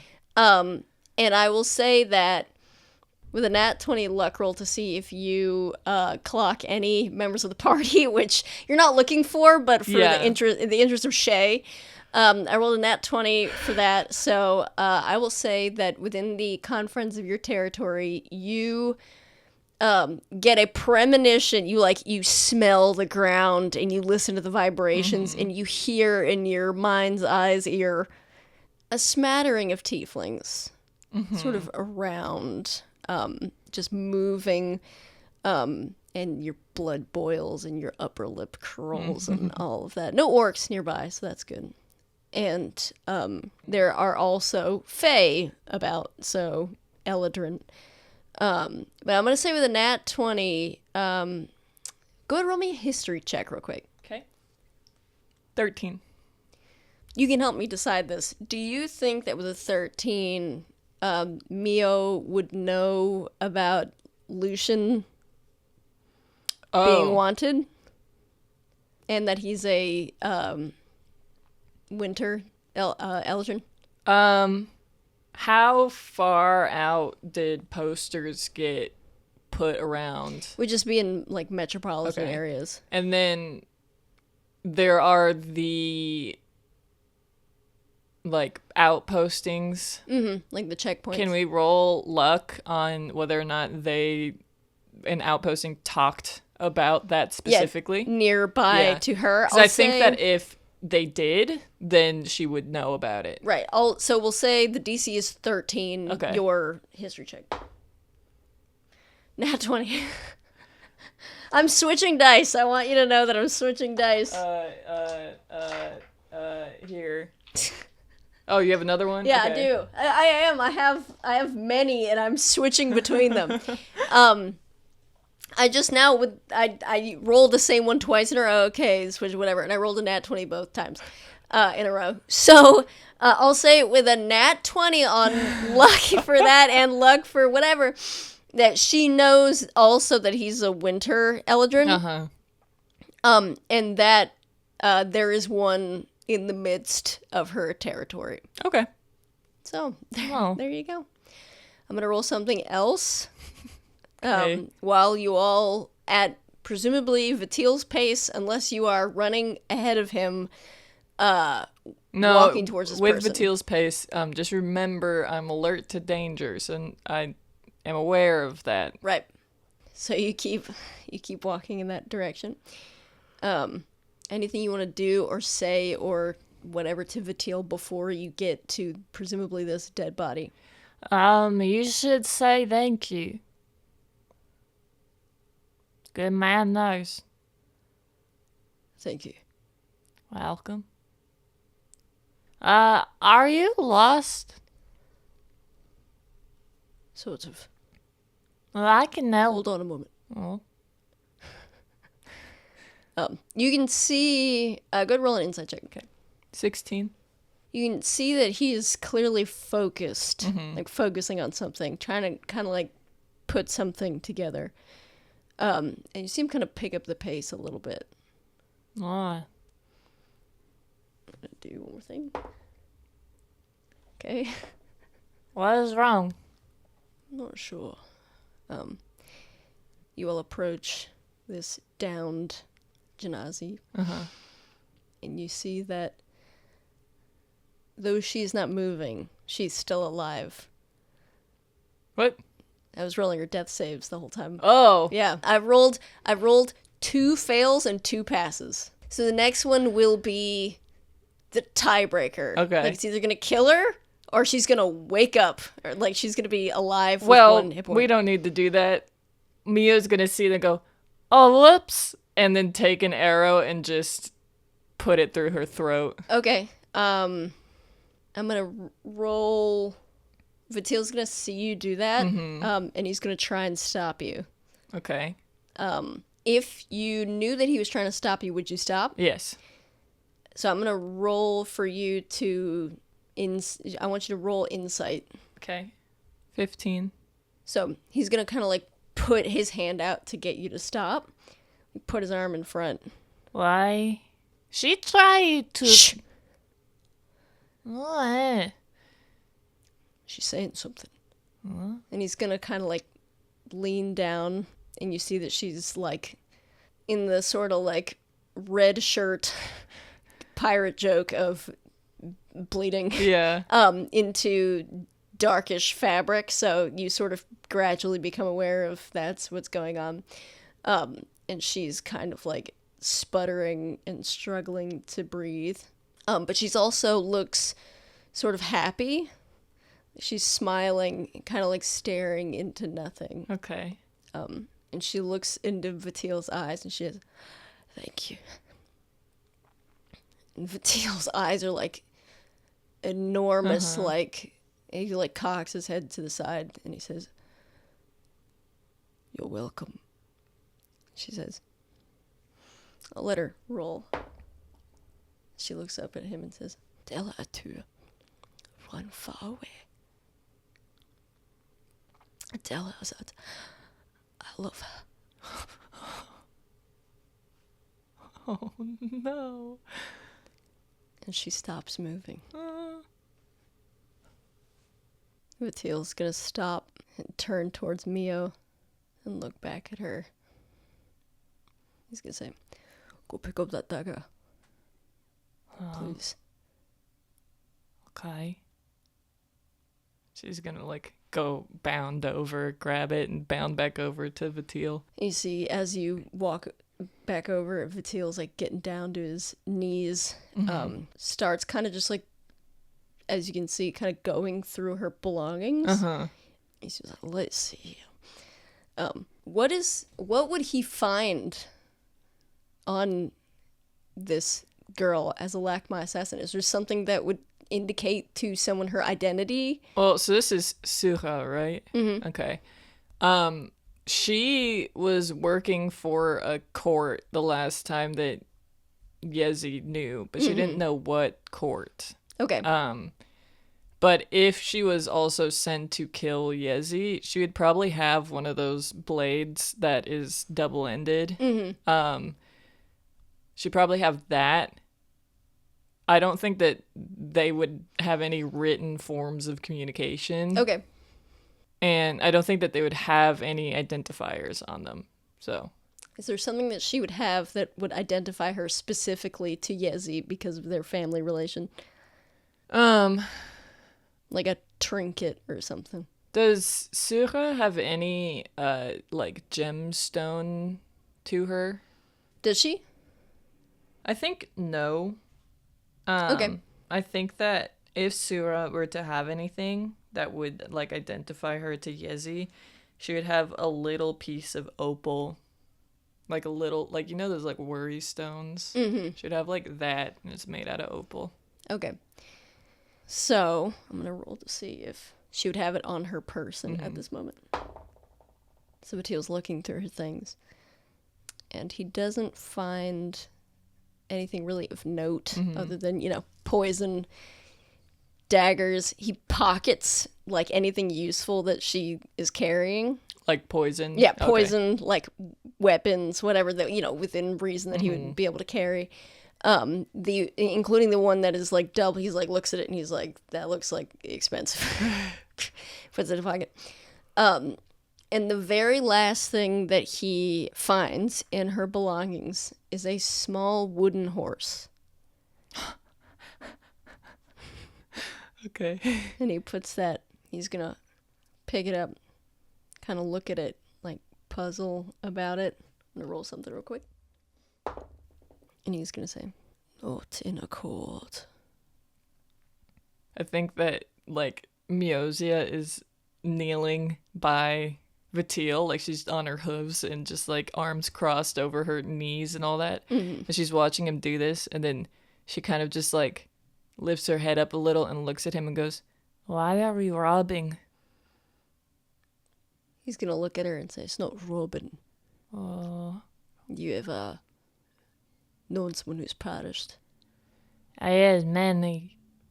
You leave them behind. I have to leave behind. Well, you're dripping in jewels. That was all yours, or you don't get them from somewhere." Well, Janazi give. Oh, is that so? Well, Genosi's giving me something right now. Ah! You're right. Shall we go? Where we go? Well, there's this, someone I've got to meet and discuss something with. Someone? Someone. Who? Her sister. One you were with? Yes. I know where they are. Or where they're going. That's quite alright, because I happen to also know where they're going. Will you track? She told me. Oh, easy. Not impressive. I go to... With me. Yes. Also, we careful. We have to be careful. There are Teiflings around, and winter. Winter. Yes. Winter like fire. Don't know why. Seems bad though. I'll take your word for it. Let's go. Okay. And they just start walking. Vatiel's like, look, I appreciate, moving your dead body off the side of the road, but you're probably about 300 pounds, so. I think that Doing as your they're own- walking to friggin' Mioxea is like smelling Vatil, like just sticking her head over, just Alright, we got to have a conversation about boundaries. Boundaries. Get away from me. Oh. You smell bad. Well, I've not had a bath in quite some weeks, so Where did she go? there's a lake with an inn. Really? Yes. Oh, good. I get healed. What? Well, there's nausea there. A big blue lake. What, and they'll heal you? Well, no, they let us in water. Don't kill us. Right. Well, you can show me when we get there. Okay. They might not like you. Well, they've not got to. Oh. I think I'm beyond healing. I don't know what that means. What's your name? Mioxea, you not listen. You've just... It doesn't sound like a name, does it? It sounds like a collection of sounds. Ni call Mioxea Mio. Mio. Well, I'm Vatil. Little. He sticks his hand out. And I'm an Elatrin. Mio has eyes. Why you speak Orcish? I'm also sort of an orc. No, because then you would have to die. Kill me. No, we're friends. If I was an orc, you'd kill me in cold blood. My parents are orcs. Not my birth parents, but You lie. I grew up as an orc. No. I've got tattoos on my skin like an orc. You probably recognise them. You probably know more than I do what they mean. Well, you aren't one. You are not with them. I certainly am not. Can't even remember the stupid lyrics to that song. I remember all. Well, why don't you lead us in a rousing travelling song? No. I'll sing you Blue Lothy song. I'll start doing that and the Okay. rocks just start floating or something. No. Go on then. Okay. I think that she starts singing. I feel like it sounds peculiar. Peculiar. And you two take a little trip to the Crystalline Inn. Cool. Much like one Yezilakmai after killing her sister in cold blood. And by the way, she's level 12. Holy shit! Yeah. The friggin', well, because I was like, she's gonna friggin', first of all, she was like, I'm gonna underestimate this satyr, because when am I killing satyrs? Yeah. Second of all, Small but mighty. she could have, small but mighty, she could have assassinated, Mio on the first turn, but she was like, I don't need to do all that. You know, I'll just stab her. Oh. And then she'll run away. And then you didn't. And then she was like, okay, well, then I'm going to kill Vatil. And then figured that you would either run away or something. And then you fully just like, oh, I'm going to kill you. And then you did. And then she was like, well, if I get hit like that again, I'm going to die. Went to put herself, like, put Vatil in between her and Mio. That didn't work. Didn't want to stick around. Kept running. I thought that she got far enough away. And then you friggin' killed her in cold blood. Well. I mean, she did threaten Don't both your lives. stab Mio. Yeah. So, cool. So, you're making your way to the Crystalline Inn. Is it gonna be me? I hope so. Or is it going to be me? Or me. Or me. Or me. There's so many people it could So be. many possibilities. Possibilities. Well, let's kind of place everyone, just so we're all on the same page. Okay. At this moment in this sort of main timeline, the timeline of that going on, it is like 12:30, 1 o'clock. So beginning of afternoon, Fatil had been walking for a chunk of time. Right. Not so far away from the crystalline and delayed now because of that interaction.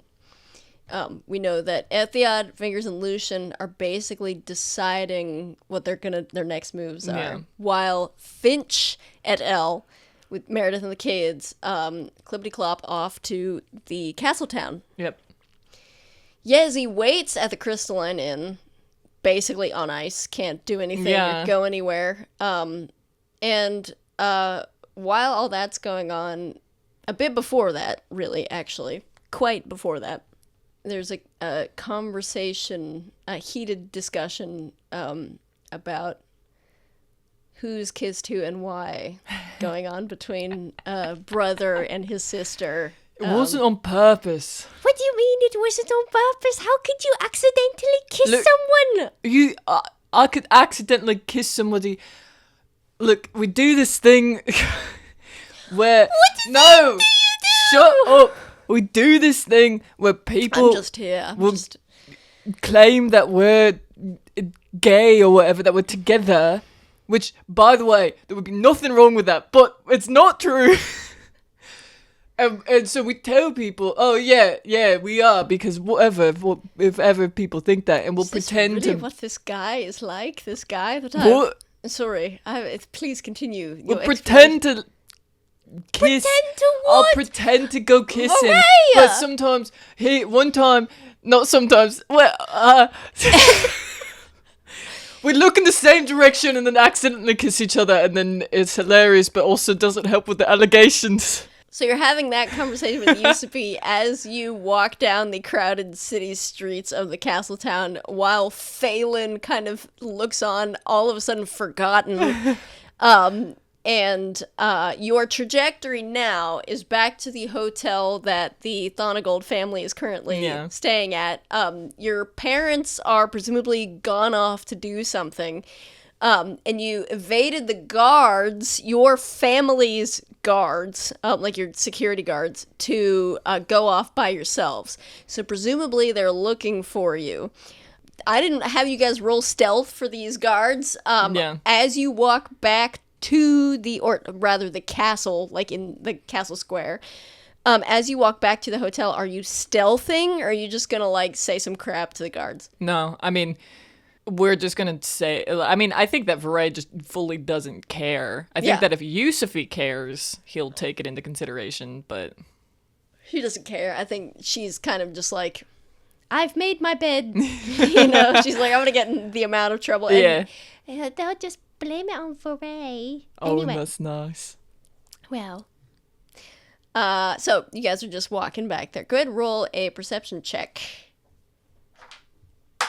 14. So as you two are walking and you and Yusufi are screaming at each other, Thalen says to Vahrae, are there people looking for you or something? Why? Well, they're like guards, like following after us, I think, or watching, or what? I mean, I would imagine, a family of your... I was surprised to see you two walking out here by yourselves, I would imagine. Give me a moment. I think that he, turns around to the guards and he's like... You're not, there's no one, immediately nearby. Oh, okay. Basically, you don't know really what Thalen is talking about. Oh, I don't see him? No, you don't see him. He's just saying that that's, a phenomenon that he, people staring. He's like, I know that, you're famous, but... our parents wanted us to go out with the guards. I mean, maybe they noticed that we were gone without them. Probably sent them off to look for us. I see. What time is it? Oh, 10:30, something like that. Oh. 10 something. We're not late. Did they want us back earlier? And he's gonna like look at you, Sophie. I don't know when they wanted us back. Well, I they just said want to lunch. be in charge of the logistics. I've got to be in charge of when we're supposed to get back. Got listening ears, you, Sophie. They said lunch, right? Yeah, When do they usually have lunch? I don't know. Lunchtime. When's lunchtime? I don't 12. I don't Okay. know. Well, maybe they just wanted to come with us, and then you ditched them, and now What, they're the upset. guards? Yes, the guards, because they said that because I was going to be there because Mummy and Daddy love me. She bats her eyelashes at you. So they wanted me to have security. Hell, I'm not security enough. I don't want you to get hurt. I don't care about the stupid guards. Thalen's like, this must be what having a sister is like. She's 16. She's. Yep. You, Sophie. What does that mean? I know nothing. that I'm a little bit short, but Vahrae's really short, and so are you. He looks at Thalen. Anyway, 5'8" is a perfectly respectable height. thank you. For Yes, it is, yes. indeed. So, You, Sophie, when we get a room, I need you to not be in it with us. why? Well, I want to make sure nobody bothers us, and you're going to be in charge of that. What do you mean? I don't want anyone coming to find us. Could distract our parents. I want to be inside with No. you. Why not? Because I need you to do I want this. to know what's going on. Bye-bye. She like juts out her lower lip. I don't think you do, and I don't even know what's going on. What are you even talking about? I don't know. So what, do you want me to be a lookout? Yes. What's in it for me? I'll kiss Fenra for real. Okay. On the mouth with tongue. Oh, What is going on? What have I gotten myself into? And you have to hold each other, and you have to bat your eyelashes at him. and then I'll have sex with him afterwards. No, gross. Hot, steamy sex. Hot and steamy. Like in my book. What? What? What do you mean? Oh, look, the No. hotel! You, Sophie. Oh, well, it looks to be as though we're at the hotel, as your sister said. So, if we could stop this urgently for my benefit. So you approach the I hotel. think Vahrae is like, fuck this. What are you talking about, you, Sophie? Like, Well, Mummy has some books, and she left one in Oh. my room, and I why read was it. why was it in your room? I think because she was thirsty, and she Thirsty in your was. room. Well, no, what? Why are you being weird? I mean, she was drinking alcohol. Right. And I think that she wasn't paying attention. So she left it in my room. And you thought it was a good idea for you, 16-year-old you, Sophie, to read it. I'm a big... No, you're woman. not. I'm basically an adult, first of all. And second of all, she was reading it. She left it in my room, so how... How do you think you were made, you, Sophie? I came out of a flower.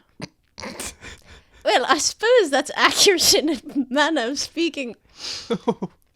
So anyway, the hotel room. Fuck. I don't have any money, so getting a room is gonna be... Are you not a Thornagold or something? He's gonna like walk up to the clerk, like the concierge or whatever. Okay, so you go inside the hotel, and when you go inside, you're not like trying to be stealthy or sneaky or No. anything. Immediately, one of your family kind of security clocks you walking back into the hotel, and you can tell uniform. Also, you know the guy. Yeah. I wasn't thinking about that. comes up to you and says, Master Vahrae, what is the meaning of this? What's the meaning of what? Well, the rest of the guard is out in the street looking for you too. We were meant to escort you. Oh. Oops, we're here. And who's this? I think Vahrae's gonna drop Zone of Truth. I think he did before walking in. Yeah. Okay. He's a friend from back when I was in school. We went to West Gallery together. Thalen cracks up. He just goes like it would be so ridiculous to think of that. Yeah. The guard is gonna kind of look at him and raise an eyebrow. He's going to say, "Oh, well, pleased to meet you, Mr. Damus. Damus Oxbley." And he kind of smiles up at... Did they have fake last names? I don't feel like they did. Thalen did tell one to the guard, but I mean, I think it could make sense that he doesn't remember. Yeah, so he looks up and says that to the guard, and the guard said, "Okay, nice to meet you.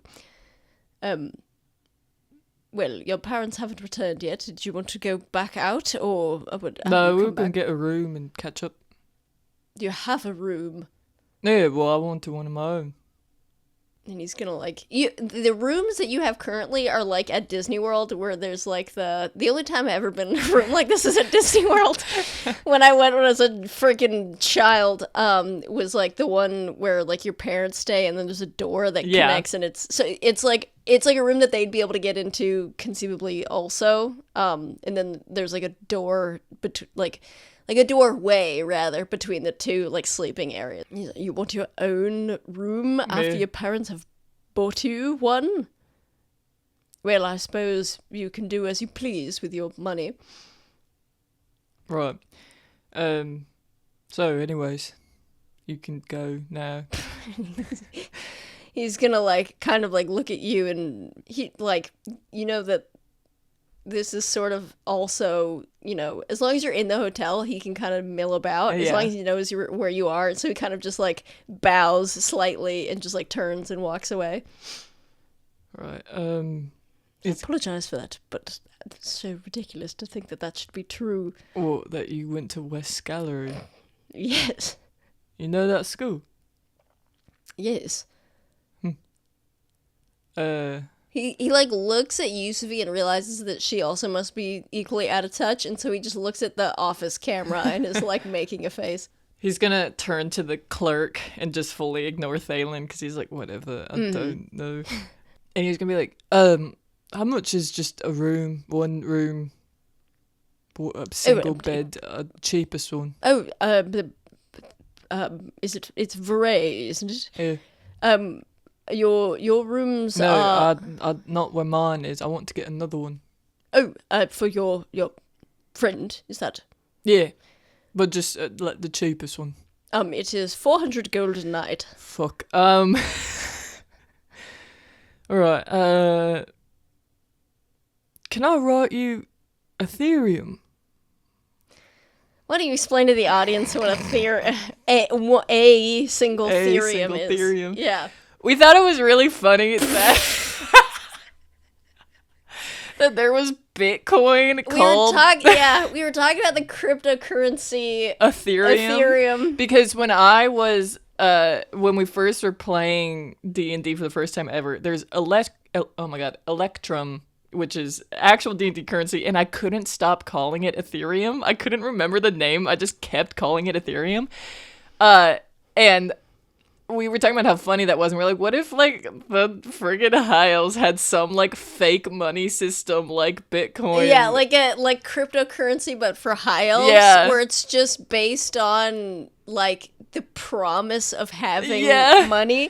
So it's like an IOU. Yeah. And the joke, if the name is, in theory, I will pay for you. I have this money that I can pay you. It's like writing someone a check after you have written the check and it's in their possession and before they cash it.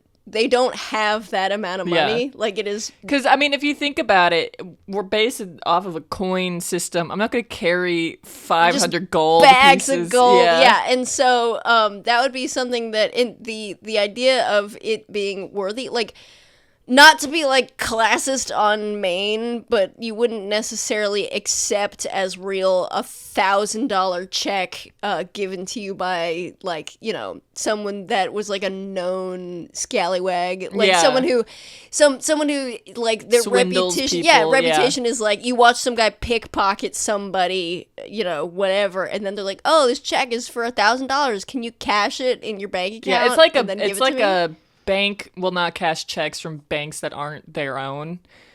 They're like, sorry, we don't cash checks from banks that we don't know, or like from, like, you're not a customer of this bank. Yes. And you're trying to cash a check that isn't. So it's based on their name being known and being respected, that people believe that this money is real and will come to them. Like Thalen could have a Ethereum, but probably he wouldn't be able to write it for that much. Yeah, because people would be like, I don't know you. Yeah. But theoretically, he could write one for his business, because he's putting it against his business versus his own name. So, weird sort of system of credit in our little universe. So you're gonna ask if you can write him Ethereum. Yeah. Cool. And the guy is going to say, well, I know that is those are honored within the Wefthway territory, but unfortunately I cannot accept them in the castle town. Why? They're not honored by banks here. Oh, whoa. I would have to, you know, next time I travel into Wefthway territory, I would have to receive the funds that way, so... Or if we paid you extra. Make it worth your while. Roll persuasion. 17. How much extra? How much you want? He's gonna kind of like lean forward, look around, lean forward, and be like, personally, 100 gold. Just an extra 100. He's gonna like balk at what you're saying. Easy. 200 then. All right. All right. He's gonna like hold out a hand to like handshake. You get the sense that Thalen, his heart has stopped, like behind you, like with his like mouth open as you say these 2 zeros at the end of gold amount. Yeah. Like he deals with transactions like that at the liquor store because it's fancy schmancy, but not like he didn't hold it in his hand. It's paper passing back and forth, just kind of like this is, but still. He would never be the one to give that out. And the guy, you write out your Ethereum, take it. He takes it, puts it into his pocket. Mm-hmm. You note specifically. He writes something on a ledger, hands you a key. On that, don't write my name. Just write Thundergold. What am I to do if the guards ask me where you are? Oh, don't tell them. Just tell them I'm milling about. 400. All right. He hands you back the Ethereum. You like write an 8 instead. And he takes it and puts it back in his pocket and says, "Pleasure doing business with you." Right. Hands you the key and kind of like bows curtly. Thalen bows back because he's like, what is going on? And Yusufi is like chewing gum and twirling her hair. Yeah. Like this is the most like, and she's just like, he's not going to pay it. This guy doesn't even know. He doesn't have any money. Our parents don't like Vahrae. And you start going towards this room, and you can hear that Thalen is in cardiac and respiratory arrest as you walk. You're right, bruv. 800 gold? It's not real. What do you mean it's not real? He doesn't have it. I don't have any money. What do you mean you don't have any money? How are we here? My parents have money. I don't have money. He does this all the time. I don't do it all the time. You do it all the time. Mom and Dad are going to find out at some point, and you're going to get into so much trouble. Look, and also, they might go to jail. sure, so you might go to jail. But who cares? You know, just write numbers on paper. I don't do it all the time. I do it when I need to. Whatever. I've done it like 3 times. This is the 3rd time I've done it. The first time I was just curious to see if it would work. It was like for... It was for 1,000 gold! I was trying to see how much they would let me write it for. Look, our parents don't know where our money's going. They don't know anything at all. They don't handle that. They just have the money. Somebody else handles it. Goodness, to think. Is your name actually Darmus? Of course. That was, Darmus Plea. Well, I mean, of course not, but... What's your real name? Damus. Oh, alright. He's gonna nod. Anything else you want to do? No, I think that Vahrae opens the door, kind of gestures for Thalen to go in, and then puts a hand on Yusufi's head when she tries to go in. Remember what I said? No. What are you here to do? Cry. No. Be lonely. If you don't be my lookout, you could get me in more trouble. Okay. Make sure I make it into that ball. I need to. The party, ball, whatever. What do you mean? You're going to the ball? What are you talking about? I might not be allowed. What are you talking about? Look, if our parents think I'm doing something bad, Oh, I see what you they mean. won't want me to go. They won't let But me you're in. absolutely going because I'm not going by myself. We'll make that clear. Okay. Be Don't do my lookout. anything else stupid, please, today, please. Try. I love you. I love you. Shut up. And she's gonna shut the door.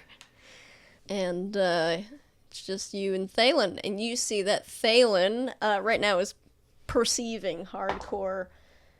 And you've got basically infinite time to do this, so I'm gonna roll with advantage, and still both rolls just absolutely blow. Yeah, I think Vahrae is going to make sure that this room isn't like... Yeah, that's what bugged. Thalen's doing. Oh, He's okay. making sure that there's nothing to his knowledge that is in here that is gonna whatever. Yeah. 16? You don't see anything out of the ordinary. You don't see anything magical. Are you using magical means to like detect anything, or just like having a peeky peek? Peekity peek. Peekity peekity peek. No, because he doesn't have any magical means to do that. Okay, cool. So you rolled a 16. Mm-hmm. You don't see anything at all, really. Like Yeah. nothing that you would be able to tell. But also no indication that anything magical is going on from your scope of expertise of what that would look like. Right. Or alchemical, if you will. You see Thalen is also looking with a less discerning eye Okay. than you. He's kind of just like picking up the pillow and being like, no one is hiding, you know, like that.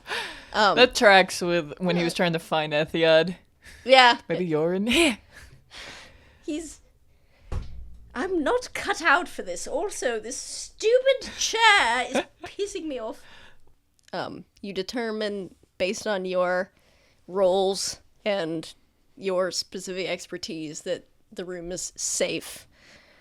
Thalen is going to say, is that what all of the uniforms look like of the guards that protect your family?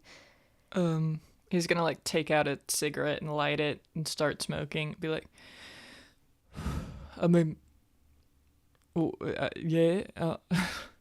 What you mean? There's no like, I don't know, like they wouldn't have just a general soldier uniform on, or No. okay, Why? no reason. Why? We were catching a few eyes. It might just be because of your, you know.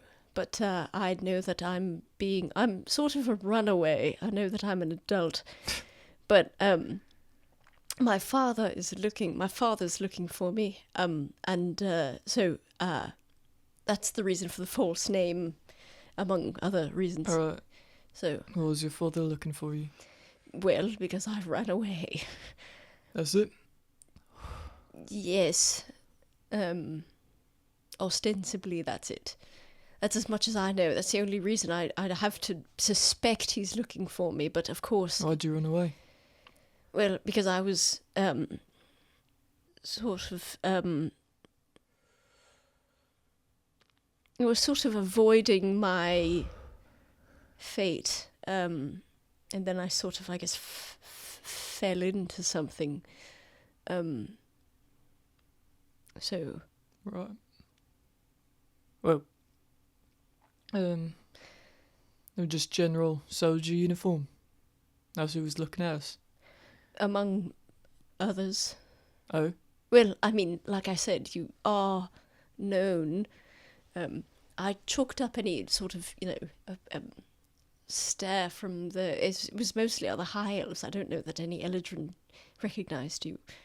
But I definitely saw at least one soldier. Alright, well, that doesn't necessarily mean anything. Hopefully. Maybe they were looking at you. What I mean is I'd hope that we weren't followed. Or... Well, if we were, that's what the guards are for. I suppose that's what your sister is for as well. Yeah. Do you think that's wise? What do you mean wise?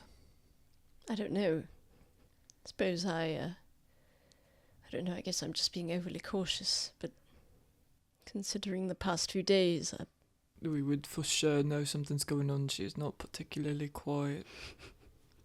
Well, I suppose I'll start by asking why it is that you have any interest in Tavumile. Well, I'm not sure, actually. Is that her name? Tavumile? Yes. Thalen looks at the inside of his brain and thinks to himself, should I not have told him that? Tavumile. What's her last name? I assumed you knew it. Or is it? Fenra. Okay. Well, I am not sure why I'm interested in her, except for I was told that if I saw Spring Eladrin that was asking for an audience with the king, to stay away from her. She's dangerous. By who? Well, I've gotten mixed up in something that I'm not sure about. I'm trying to figure it out myself. And she said that she's involved in waterclary, right? Somewhat. Does she bring it to the king? I don't know the system. Who was she growing it for? The king? You didn't answer my question. What's the question? Why is it that you were looking for her in the first place? Was your answer that you don't know why? My answer is that I'm trying to figure out what's going on. Well, why don't you start by telling me what you know? That's a bit tricky. And I would appreciate it if you put up your little thingy. Used your little thingy, bob. What, the zone of truth? Yes, that we discussed. Only if you as well. If I also use it, is what you mean? Well, I suppose that's only fair. Alright. Though, if you help me... So you can choose to fail. And I would know if he succeeded or failed, because I'm the caster. Okay. So is he going to choose to fail? Yeah. Okay, cool. Right, now we're on equal playing field. Oh, that was my... disgusting. Goodness, can't you make it taste better? We'll make it work as well. What? I don't understand this at all. Well, that's fine. Well, by the way, do you have Identify? The potion? Yeah. Been looking for one. Well, no, I don't have it on me, but I can make it. You can? Yes. Can you make multiple? Or is it hard to get the ingredients? I'm looking at Thalen's character sheet. He has 2 first-level spell slots. So I could make it twice due to mechanics. I could make. I mean, I'm not particularly skilled, but I could probably manage I need few. Well, yes. I mean, as long as I had the components. What do you need? Well, I need ingredients. We can roll to see if you would have what he would need to make the spell. Okay.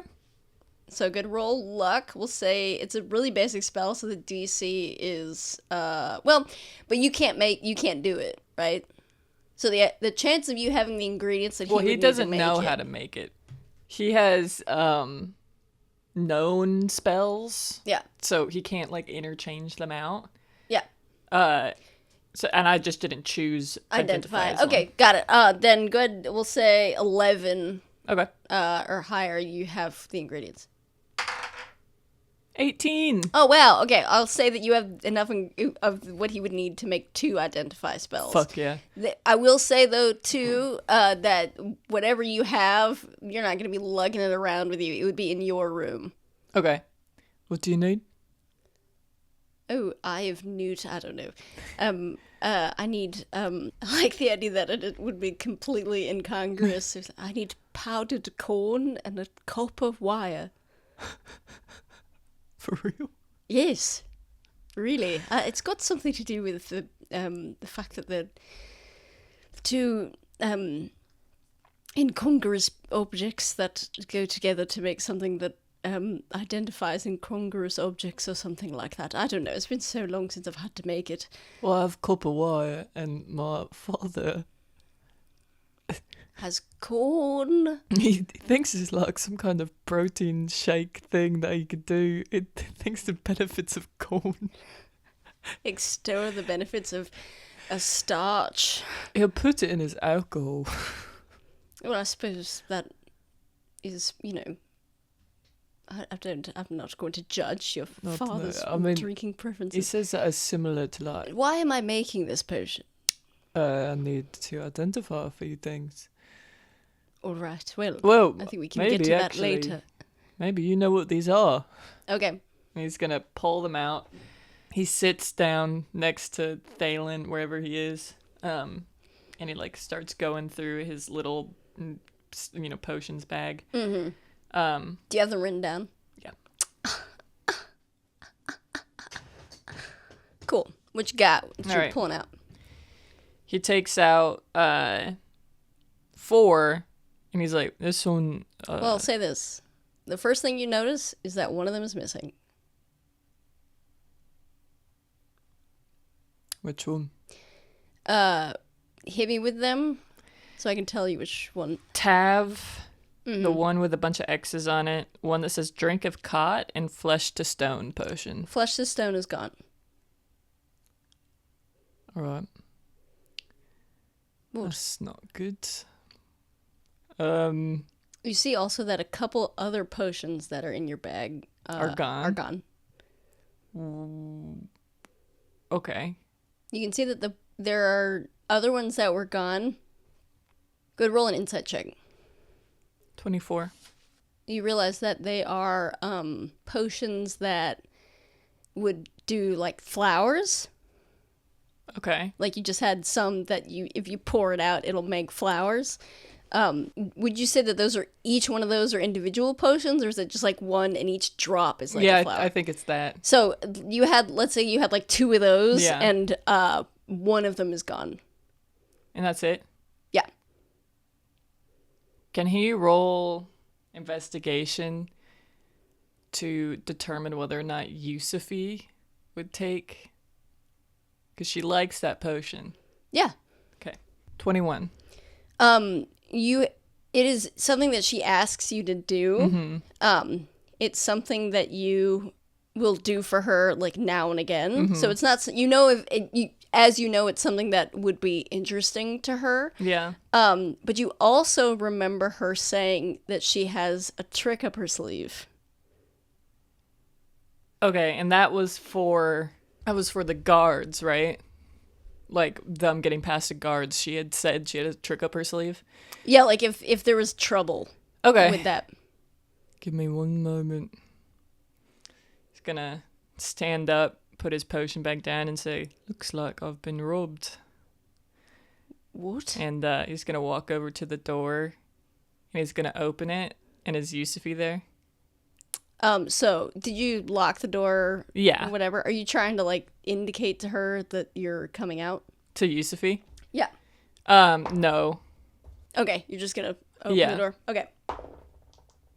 You good roll me a d20. 9. You open the door, and you see that Yusufi is just standing there. Hello, are you Can I done? ask you something? Yes. Did you take something from me? What are you talking about? He's just gonna like stare at her. You take a couple potions from me. No. You don't know what you've taken. I didn't take anything. Did you not? No. Because I don't have it. Well, maybe you lost it. You should pay more attention to Yeah, your maybe I stuff. lost it. I want you to answer me honestly. No, I didn't take anything. Earlier, when you said you had a trick up your sleeve, what were you talking about? Nothing. Yusufi, What? did you actually not take anything? I didn't take anything. So I'm missing something that's important. Really important. But then you should look after your things more. I'm going to believe you. But if I find out you're lying... Then what? He's just gonna like shake his head while maintaining eye contact. Then we won't be as close as we are now. I won't be able to trust you. So you won't have to worry if you're not lying. By the way, I have Zone of Truth up, so you know I'm not. You're so mean. Am I? Are you worried because you're lying? Leave me alone. And she's going to turn around and run away. If you give it back, I'll tell you what's going on. She stops.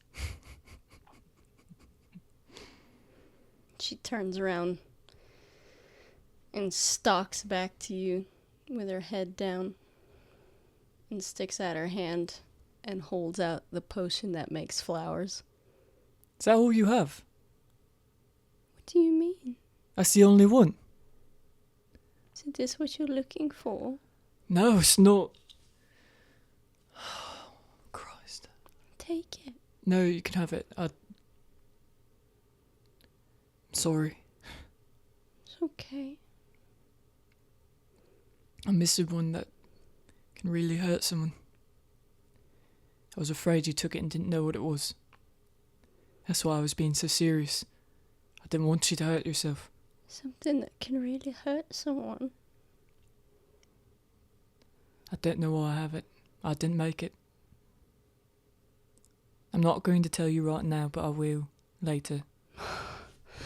She's gonna like throw her hands up basically. I didn't say I would tell you right now. Because I'm finding out what's going on. Once I know, I'll tell you. Okay. Do you want me to sit here? Do you want me to go away? I never wanted you to go away. Sorry I got angry. She's gonna put her back against the wall and just like slide down it. I love you. I love you. I'm just gonna go back into the room. Well, Thalen is like raising an eyebrow.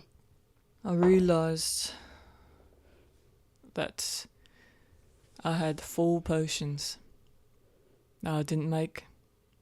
I didn't buy them, I didn't get them anywhere, they were just in my bag. 3 of them, I don't know what they are. One of them I did, and now it's gone. What was it? Flesh to stone. I mean, you thought your sister might have taken it. Yeah.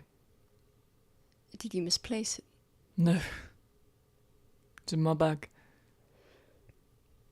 one of the other three, which presumably you had taken out, I don't recognise at all. I mean, this one says Tav on it, which is concerning. Oh. I mean, unless it stands for something that I don't know. I mean, you don't know what this one does. No. I mean, I have a guess. You know, when you look at it, it looks like you're being drawn in. Yes, I suppose. I'm thinking it might be some sort of a palimpsest. A thing that you can put people inside. Yeah, like a homunculus thing. Well, that sort of, to an extent, tracks with our theory. And he's kind of like twirling it in his hands. Your theory? We'll get to that later. I don't recognise the other ones. Are they necessary to our conversation? I don't know if time's of the essence, but I imagine it is. It might be. There's, this is what I know. That not everything, but I'm not sure I should say everything. My mate, his name's Vanu, works at the Wethway Castle. And I'm not entirely sure what he does, but... So he works for the royal family? Yeah. I'd imagine not very much.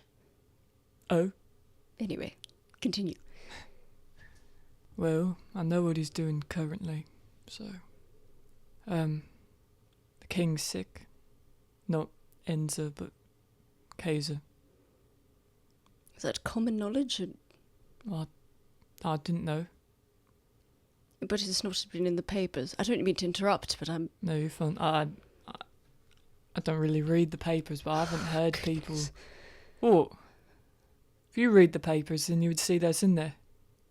Well, I don't read the papers in the Wethway territory. Oh? I have lived for a long time in Waypoint Town, so... Oh. I mean, we get papers, but not... Here's why I don't think it's common knowledge. I haven't heard about it, and my parents like to talk about that. I see. They work closely with the royal family, so... He's sick, and how do you know this? I was told by... He's sick because of water clary. Apparently from using it during the war. Whether or not this is true, I have no way of guaranteeing, but they don't want him to be sick. I would imagine not. But they don't know how to cure it. And apparently, what they've decided on doing... I think he feels himself seething with anger. Is that they're going to take people who work in the castle town, maybe not even just that. Use them as experiments. Get them sick to find a cure. Because if something doesn't work, they don't want that being used on the king. What? No. That's what I was told. Wouldn't someone notice if suddenly people were, I don't know, disappearing, falling ill? Apparently they're using bloody people from Horythia because they have less of a chance of having somebody notice. Which is fucking ridiculous. It's not. It is. They didn't not. do nothing wrong. You watch what you say. Don't you tell me, fancy boy, to watch what I say. How dare you? You're not going to talk down on Horythia. I'm from Horythia. Oh. Anything else you'd like to say? I mean to say I'm not surprised. For Neil's from Horythia. I'm surprised he's working in the castle. He's smart. Apparently not. Not sure he had a choice. I suppose not. Thalen, sits down, puts his head in his hands. I asked him what was going on. I used sending. told me the king was crazy. What does he mean? What do you mean by that? He's sick. Is he sick or crazy, or is that how he's sick? That's how he's sick. Apparently it makes you go crazy. What I was told was... I don't know if Tavumile's mother was crazy. I mean, I know she couldn't sleep. I suppose that could make you crazy. Tavumile's mother? Yes, she's gone or dead or something. What, did she use water clary? Yes. What for? She was injured, to my knowledge, in an accident. I don't know how long ago, but Tavumile's, she wasn't particularly wealthy, I mean, and someone that she knows is a doctor who used water clary because it was nearby as a painkiller, and apparently that slowly took away her ability to fall asleep, and so you can imagine that would be detrimental. So she became ill and then was taken. Taken? Yes. What do you mean? Well, you get the sense that he's trying to like decide how much information he should tell you, and he doesn't know, and so he's just defaulting to all of it. I don't know if you've seen posters for wanted posters for a Lucian Valmora. I don't know if you've seen any. Yeah. Yes. So he's the doctor, and he was charged with burning her farm down and kidnapping or killing them both. They were missing. I've heard the discrepancies about whether or not there were bodies found, but it's all lies. Lucian did nothing. How you know this? Because I've spoken to him, Tavumile, and an assassin that was sent to kill anyone on the premises and kidnap her mother, or assist in that. Right. What? Okay, what? Burn the farm down? Yes. Kidnap the mum? Yes. Is her dad around? No. Not no. Why do you ask? Is he dead? He went away when she was young. Think I know where he is. Maybe. Oh, do you? I'm not. Who burned down the farm? We did. The Wifware clan. Right. Which is, I mean, of course, it's against the treaty. Yeah. So, could cause quite a stir if it... Yeah, I'm sure it could. The people who are giving this information to me, they don't agree with what's going on in the castle. At least that's what they say. They're trying to find a cure. I don't know how. They're not telling me how. And all I want to do is help find you. Whatever way I can do that. I don't know that this will help him, is what I mean. Aiding us. How am I aiding you? I don't know. Giving us the information that you know. What I mean is, I don't want you to be complicit in something that you would not benefit from. I think I'm benefiting from it because I was sent here to find out how the Talenthi are getting a hold of water clary, or if they do have any at all. She was giving this to the king, growing it for him. Could be how. It's hard to grow it. You're missing my point. What I mean is, everything that we're doing is... I don't mind. You can call me vindictive, but I felt it was wrong to go against my people.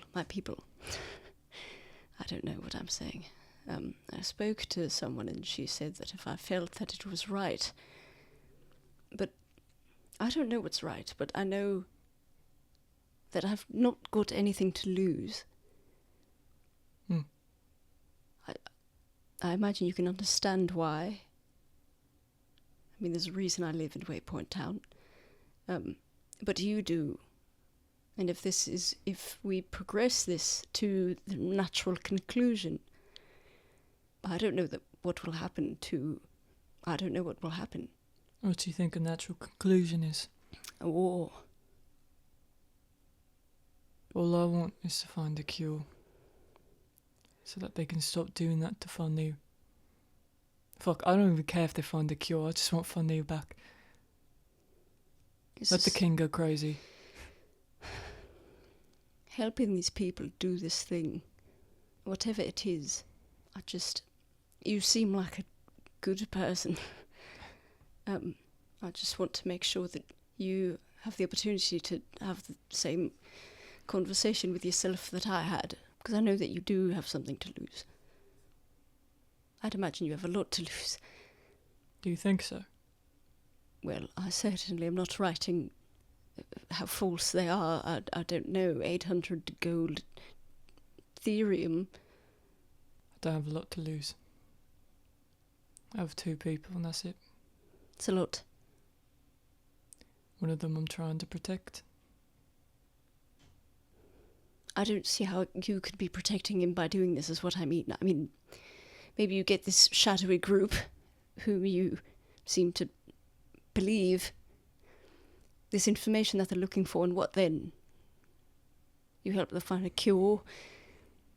I don't understand how your friend is going to be. I suppose if they do find a cure.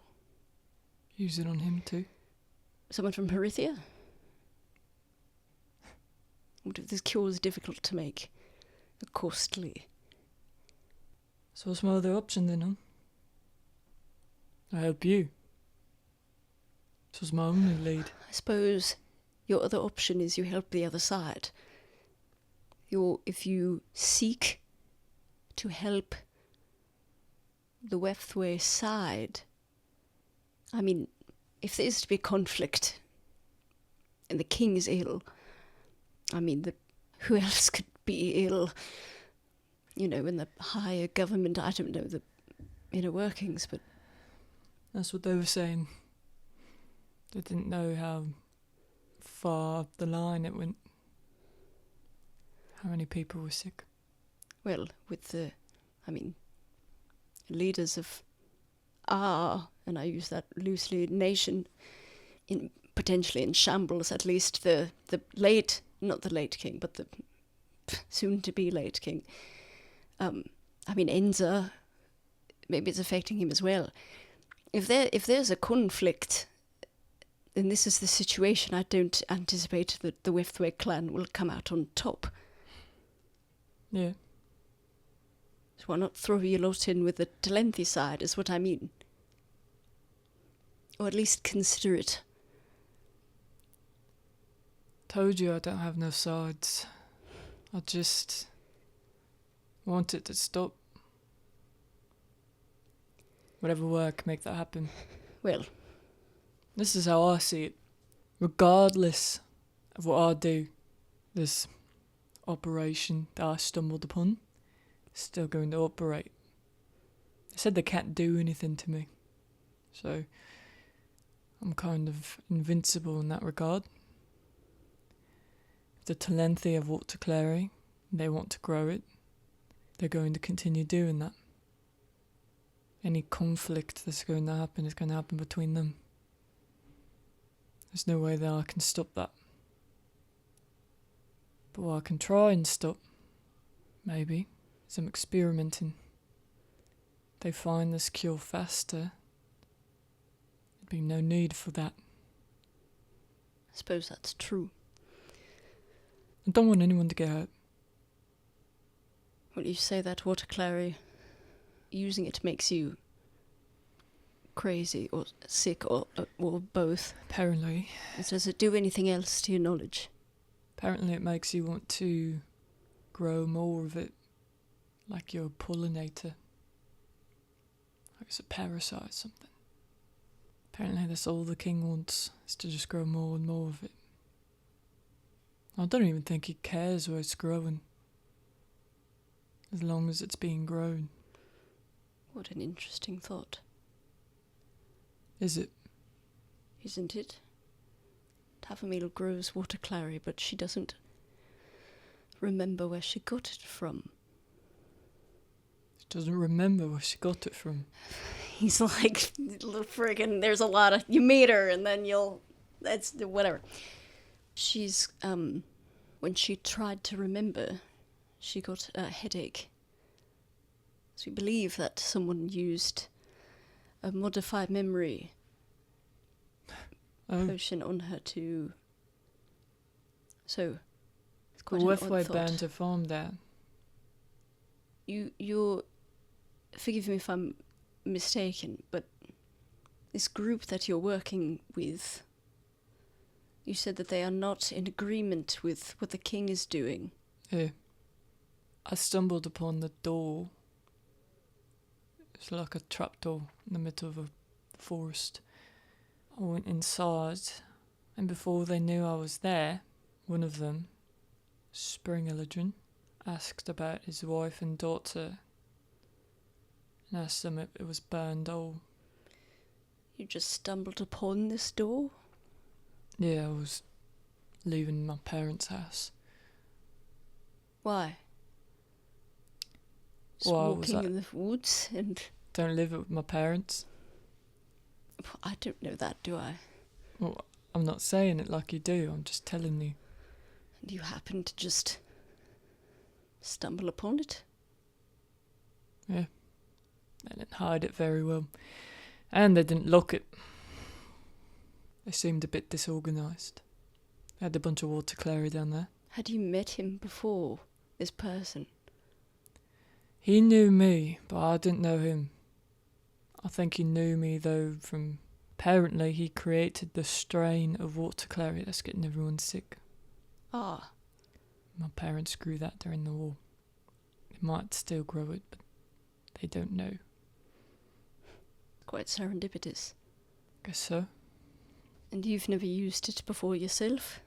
No. I've wanted to, and then now I'm not so sure. It's quite surprising, not even as a young child. Couldn't get my hands on it. When I say young child, I don't mean 5. I mean, younger. I know. Couldn't get my hands on it. I suppose that makes sense. I don't know. I mean, I don't imagine that your bedroom was your cuttings of it everywhere or something. But to think I lived at the school. Oh well, yeah, I suppose. Yeah. Look, I'm not very liked by my parents. I get the sense that is the case. They don't let me wandering around their business. So there's the Withway clan, which you have reason to suspect is the king is not well, and anything of Enza. Have you heard anything? No. I suppose we have no choice but to suspect that he's affected as well.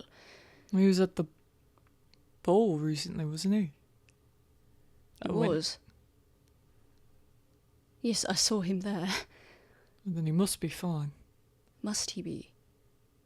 I mean... How long? It must take an amount of time. I mean, Tavumile didn't even realise some of there was... she must not have been mentally affected until recently, because that came as quite a surprise to Tavumile, I understand. Her mother was using it as a painkiller, though. To use it, you dissolve it in alcohol and drink it.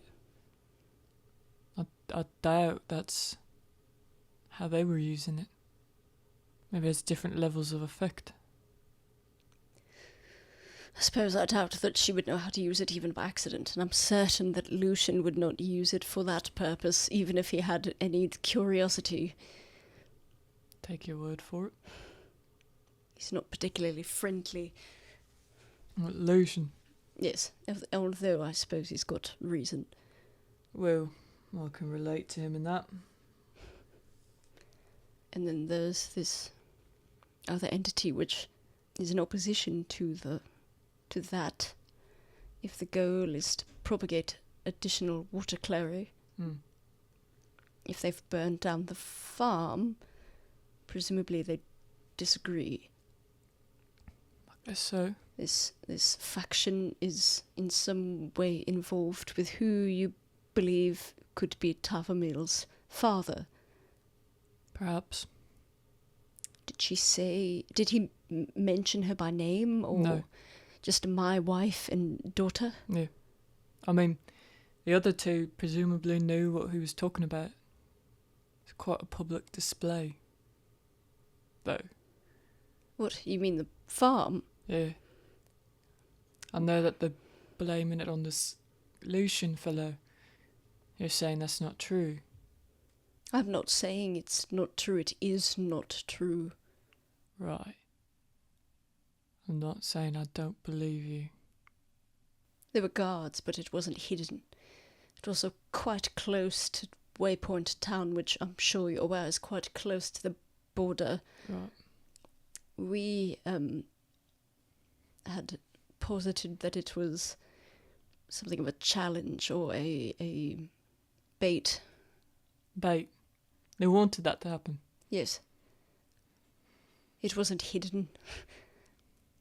Tavumile mentioned high elves coming to the farmlands. I mean, not that they would know that that's what they were looking at, but there's a chance that they would have. Yeah. So the Worthway would want it to be blamed on Lucian. No matter what, I mean... Of course. Naturally. At least the ones that disagree with the king would want it to be blamed on Lucian. I think all of them would. They wouldn't want, certainly, their own selves blamed unless they could prove that it was some sort of terrorist group or dissenters or something. Or do you think that maybe he would? Would what? Make them out to be a terrorist group or dissenters. If he wants to grow autoclave, he doesn't want people in his way. Get rid of them. Who? The Telenthi king? No. Worthway king. Kaiser. It could be happening underneath his nose. What I'm saying is, if somehow it comes out that Lucian wasn't the one who did it, if that somehow happens, and it comes out that the Worthway were, maybe Kaiser would want them dead. Label them as terrorists. I imagine he would. And I don't presume that you and your group are keen on letting them blame it on him. No, certainly not. I mean, if they're trying to prevent water claret from being grown, I mean, if its usage leads only to that inability to sleep or insanity or whatever, then it is in every nation's best interest to eradicate it, at least this destructive strain. But if Kaiser doesn't, someone under the influence, if you will, disagrees, then... Well, what I mean is, that comes out that Lucian didn't do it. Comes out that the Worthway did. They get labelled as terrorists, and the ones that are trying to stop it from happening get eradicated. Yes, I would imagine that would happen. Then the Worthway would just be filled of ones that agree with its growth. Yes, I can agree that that would be negative and should be avoided, ideally. Shouldn't this Lucian fella take the fall? Yes, he should. So why are you trying to prevent it? Or are you trying to prevent it? I suppose I am. What was that? I would love for you to meet him. Oh. When we first spoke, he swung at me. Did he now? He did. In my defense, he was quite injured, and what I said to him was that if I wanted to hurt him, it wouldn't even be difficult, so I can imagine why he would not those are particularly... fighting words. He wouldn't take anything from me that was consumable. Consumable? Potion, anything. Why? Why do you think? He was a soldier. Oh. Not sure if I do want to meet him. He was kidnapped by someone. Lucian. Yes, someone presumably in the Withway clan. In fact, it was a member of the Withway clan. We imagine that he sought to perform some sort of extrajudicial execution or something. Right. Extortion for information, something like that. Torture, who knows? Who was this? Do you know? We don't. But he was beaten within an inch of his life. And soon after he came to, he threatened me again. Seems like a nice fellow. He is. Is he now? Sort of. Not necessarily to me, but that's what he is. He's a fellow. He's just a person. You know. Isn't that cruel? He wasn't doing anything wrong. You know? He was taking care of this girl's mother, and he's a doctor, as I said, and he wanted to take care of her, and I suppose what he determined was the most reasonable way given their limited resources, and now he's to be scapegoated to protect all of these factions from each other. But yes, he should take the fall. Maybe another war should happen.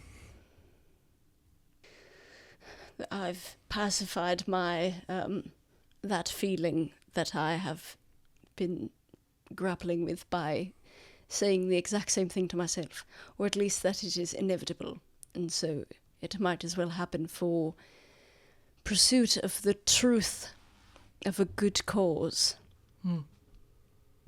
But I think it's too late to do otherwise. I mean, Tavumile is on her way to talk to the king and reveal... Try to clear his name? Indeed, among other things. Try and implicate the... As I said, I've got very little to lose, so... What's your plan after? Depends on what he says. I mean, if he clears Lucian's name and... I mean... We saw quite a few Withway officials within the castle town walls. There's a party going on? Yes, well, apparently, according to Tavumile, one of them was the one that kidnapped her. So, he's within striking distance in both directions. Do you know who it is? Pissing hell. Frenthius, if you're familiar with the name. Can you roll history? Yeah. 25. Yeah, you've heard it before. I feel like his parents would have had dinner with him. I was going to say, I think probably your parents, like, you would have met him and spoken to him before. Oh, you said 25? Yeah. Cool. You know that he is a major. You know that you've spoken to him before. You've also spoken to... He has a family who's been invited also to some dinner party that your parent was involved with. He has a wife and a daughter. And with a 25, you recall your parents mentioning to you, speaking to him, bringing up at some sort of function, bringing up his family's absence and him becoming extremely defensive and weird. In sort of the, like, you know, I don't understand why he's got to be so standoffish. I was only asking a question, you know, that sort of thing. Like, that his family wasn't there. That his family wasn't there, and your parents maybe were like, oh, where is whoever? Right. And he became extremely weird about it, and they were very offended. Right. And felt the need to chat about this in your presence at one point. Oh, Eucilius, Frenthius. I don't know, but yes. I don't know if another Frenthius, I mean, he's a major. Oh, yeah. I've talked to him before. Not surprising that he's here. No, I suppose not. But he's... I mean, at this very moment, right now, she could be speaking to him and he could be being detained or something like that, you know? So Tavumile got away. She was kidnapped. They got away. Do you know why they wanted her? No, I don't know why they wanted a mother as well. I mean, to my knowledge, this assassin with whom I have also spoken, she's aiding us, said that they specifically asked for the mother to be kidnapped and everyone else to be killed. And I don't know if that included Tavumile. I mean... Well... It would suggest to me either that they knew that she wasn't going to be there, or her living was not part of the plan. And that when she was... I don't think that's true. Because if this guy is her dad, he has to make sure that she was also okay. He said wife and daughter. Yes. And he was reassured that they were both alright. Well, I suppose Tavumile went into town and told as many people as she could in the few hours she was in town unsupervised that she grows water clary, so... Is she daft? Yes, quite. Maybe that's what he means by she's dangerous. Can't keep her mouth shut. Or knew she was going to try to clear Lucian's name. Dangerous in that regard. I think that that's likely to be true. She was told he was dead and that he burned their farm down and killed her mother, so... Well, I suppose the first thing that we can do is wait to see the king's response to Tavumile speaking to him, assuming she gets the opportunity to. She was turned away at first, and then you saw we were... Right. I think that if you might want to prepare yourself and your sister and your parents, if you care, for a quick escape, if you need to. But if not, or if nothing happens, then maybe we can help you help them find a cure or gather information or something. Alright. If I were to tell my parents about some kind of quick escape, I would not be believed, so they're on their own. I don't think that would be beneficial as well. Parents don't know how to keep their mouth shut either. Don't want to cause a stir. He's not in here. You hear? I don't know where he is. Are we done? I suppose. Alright. He's not in here. He's gonna stand up and open the door. You open the door, and standing in front of you is a guard of one of your family's security, and they're kind of like pushing back and detaining a high elf who is in kind of like plain clothes. It's like a normal looking guy, you know, nothing to speak of. You stupid moron! She like turns and looks at you and says that. Thalen is in the back of it, like hiding, what the heck is going on? What's this? You as you say that, you can, as Yusvi said that to you, these two people are arguing with each other, and the guard is like, well, we haven't been informed of anything, so I'm afraid you'll have to, you know, whatever. What's this? The guy in the kind of plain clothes steps back. You see, he's like sort of semi-official looking, like a lackey type situation of some fancier, important person. And the guard, he kind of like brushes off his clothes and like gives the guard who's kind of pushing at him a look. And the guard says, Master Vahrae, this gentleman is saying that you're wanted at the castle, and I'm telling him that we've not heard of any such. Who am I wanted by? Well, I'm not talking to you. He's gonna shut right the heck up and be pissed off about it. And he kind of gives the guy like a look as well. And he says, "Yes, well, I've been sent by Major Frenthius Eucilius Wethway. He requests your presence in the castle. He's currently staying there." Does he now? Indeed. Why? Well, I'm sure I don't know. Is to speak with you, I understand. All right. What, no, well, no. And the guard's kind of like looking at you like surprisedly. No. And What, you think that I'm above a major asking to speak to me? Master Vahrae, you've typically we are informed of any proposed meetings and we agree upon a location. You cannot just expect the son of a wealthy family to traverse the streets by himself. He must be... We were walking around the castle town for like 2 hours. He must be escorted, and we must approve of the space. All right, one of you can escort me. The space is the castle. I approve.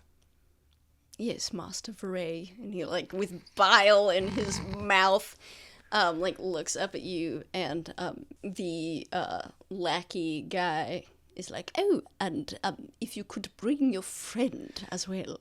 No. Why does he want my friend? I'm sure I don't. I'm not privy to this information. Did he ask for my friend? Yes, indeed. Did he say a name?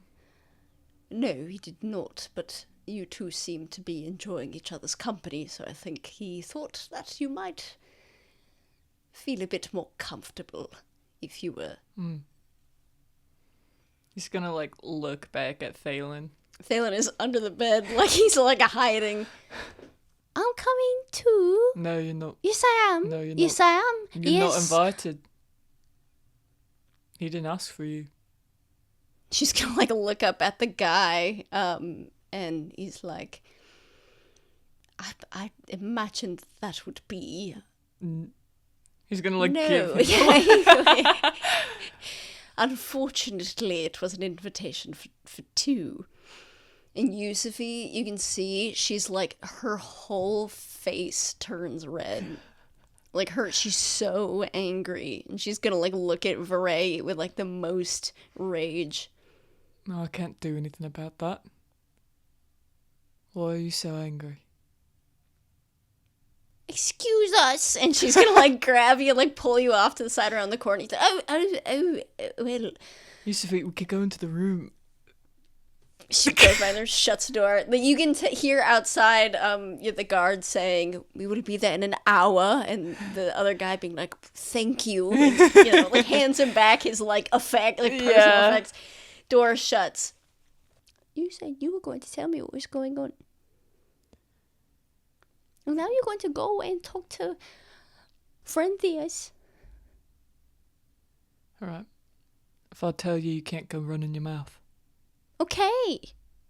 You promise. I promise. You know how parents grow watercolory? Yeah. Do you? Yes. That's how we have money. I know. I don't think you do. You were talking about it in the carriage ride over here. I'm not stupid. Thought Even you if were my asleep. tummy hurt. Not always asleep. Well, we grew it all throughout during the war. That's how we have any money at all. Flowers. People buying flowers en masse. Well, the watercolour makes people sick. It's made a lot of people sick. People who other people find important. And some people want to find a cure. But They have different ideas of how they want that to happen. What are you talking about? Why all of this all of a sudden? I don't think it's all of a sudden. Yes, it is. We were just coming here to do nothing and I don't care, and then all of a sudden we're curing some illness that our family... Because you wanted to get involved in something that you knew nothing about. Were you sneaking around and being weird? What am I supposed to do? You're not telling me anything and you're acting funny. Because I don't want you to know. Why? I don't want you to get hurt. I don't want you to get hurt. I don't plan on it. You don't plan on getting hurt, you just get hurt. Do you think Fenrir planned on getting hurt? So I'm trying to help. It's worth it. If it's you or him, it's worth it. Oh, he's gone and then you're going to be gone and then it's going to be just me. Just stop. Can't do that. Yes, you can. No, I can't. Yes, you can.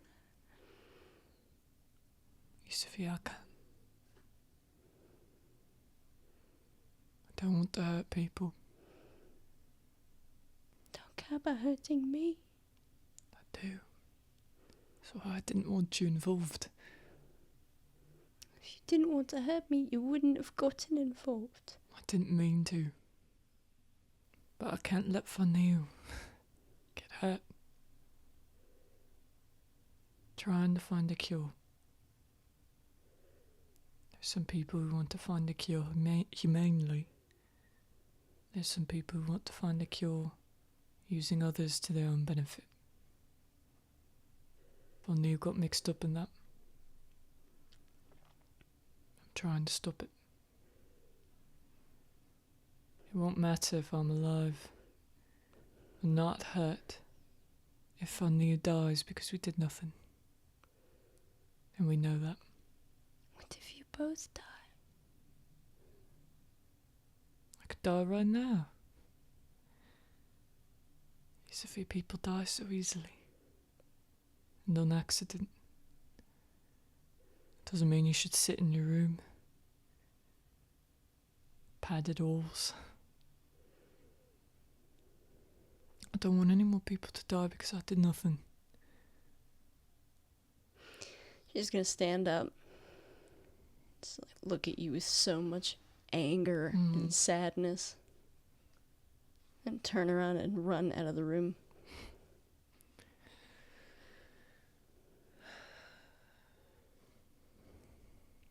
You hear the guard say, "Miss Yusufi, where are you?"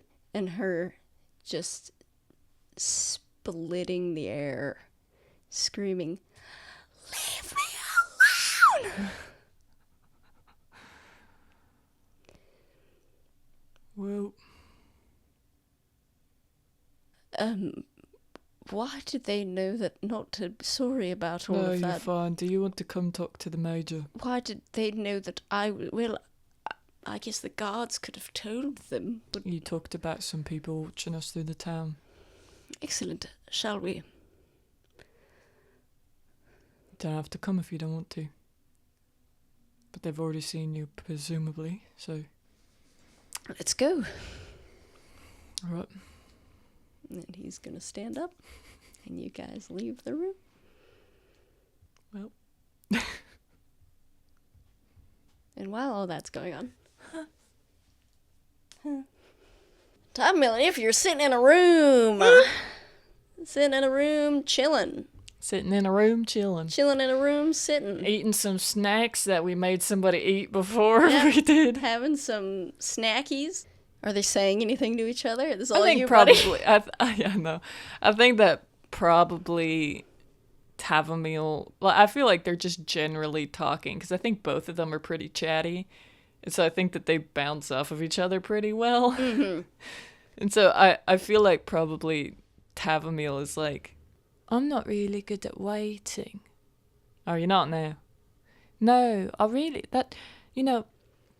you always have to wait as a farmer because things don't just grow overnight. You have to like plant the seed, and then the seed will turn into a sprout, and then the sprout will turn into a little plant, and then the little plant will turn into a big plant, and then the big plant will turn into food on your table. No. And then the big plant will fruit. And then it's food on your table. Oh, I'm sorry. Alright, yeah. And so I have to wait for everything. But if I plant something that's like really fun, like flowers, or I really like raspberries, or I don't know, pumpkins. Pumpkins? Yeah. I like to carve them in the fall. I make little faces out of them. Do you now? Mm-hmm. And I really like my mum. She'll take all the seeds. I can't put my hand in it. I don't like how it feels. So my mum will empty out the pumpkin for me because I really don't like it. But I'll cut it up, and my mum will take all the little pieces from the faces, and she'll make it into like a paste, and then she'll make pies out of it, and it's really lovely. But also, she'll take the seeds, and obviously I need some to plant again, obviously, but she'll take some of them and she'll roast them over like a fire, and it takes a really long time because she has to keep moving them around so that they don't dry, but they taste really lovely. Leisha likes them a lot. He'll take them as snacks every time he goes to work. Right, maybe we shouldn't talk about him right now. Oh, right. My friend likes them a lot, and he'll take them as snacks when he goes to work. There you go. Well, I like pumpkin seeds too. You know that we do that over in the Toadsroth clan too. We're carving them. Mm-hmm. Is that like you do that for the holidays? No. What holiday? Oh. We got it happens in like late fall. Harvest Moon Festival. The town that I used to live in, it has a circus that just is like, it stays there. Usually circuses move around, but this one just is there year round, but they're not always in full swing. They're in the spring and the winter. They don't got nothing going on. I guess they're practicing new acts or whatever, but in the summer and during the fall, they got a lot going on, and during the fall it's part of like the Harvest Moon Festival, and all of them dress up all, spooky and fall-like. Some of them look like skeletons, and I think that's real fun, but that sounds like a lot of fun. Oi, it's me. Sorry if my timing is inconvenient. Me, a few of the fingers, you see, heading to Thalen.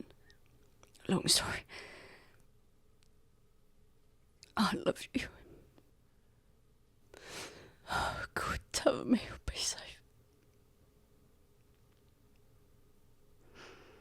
You alright? I'm alright. I love you too. I'm being safe. Are you?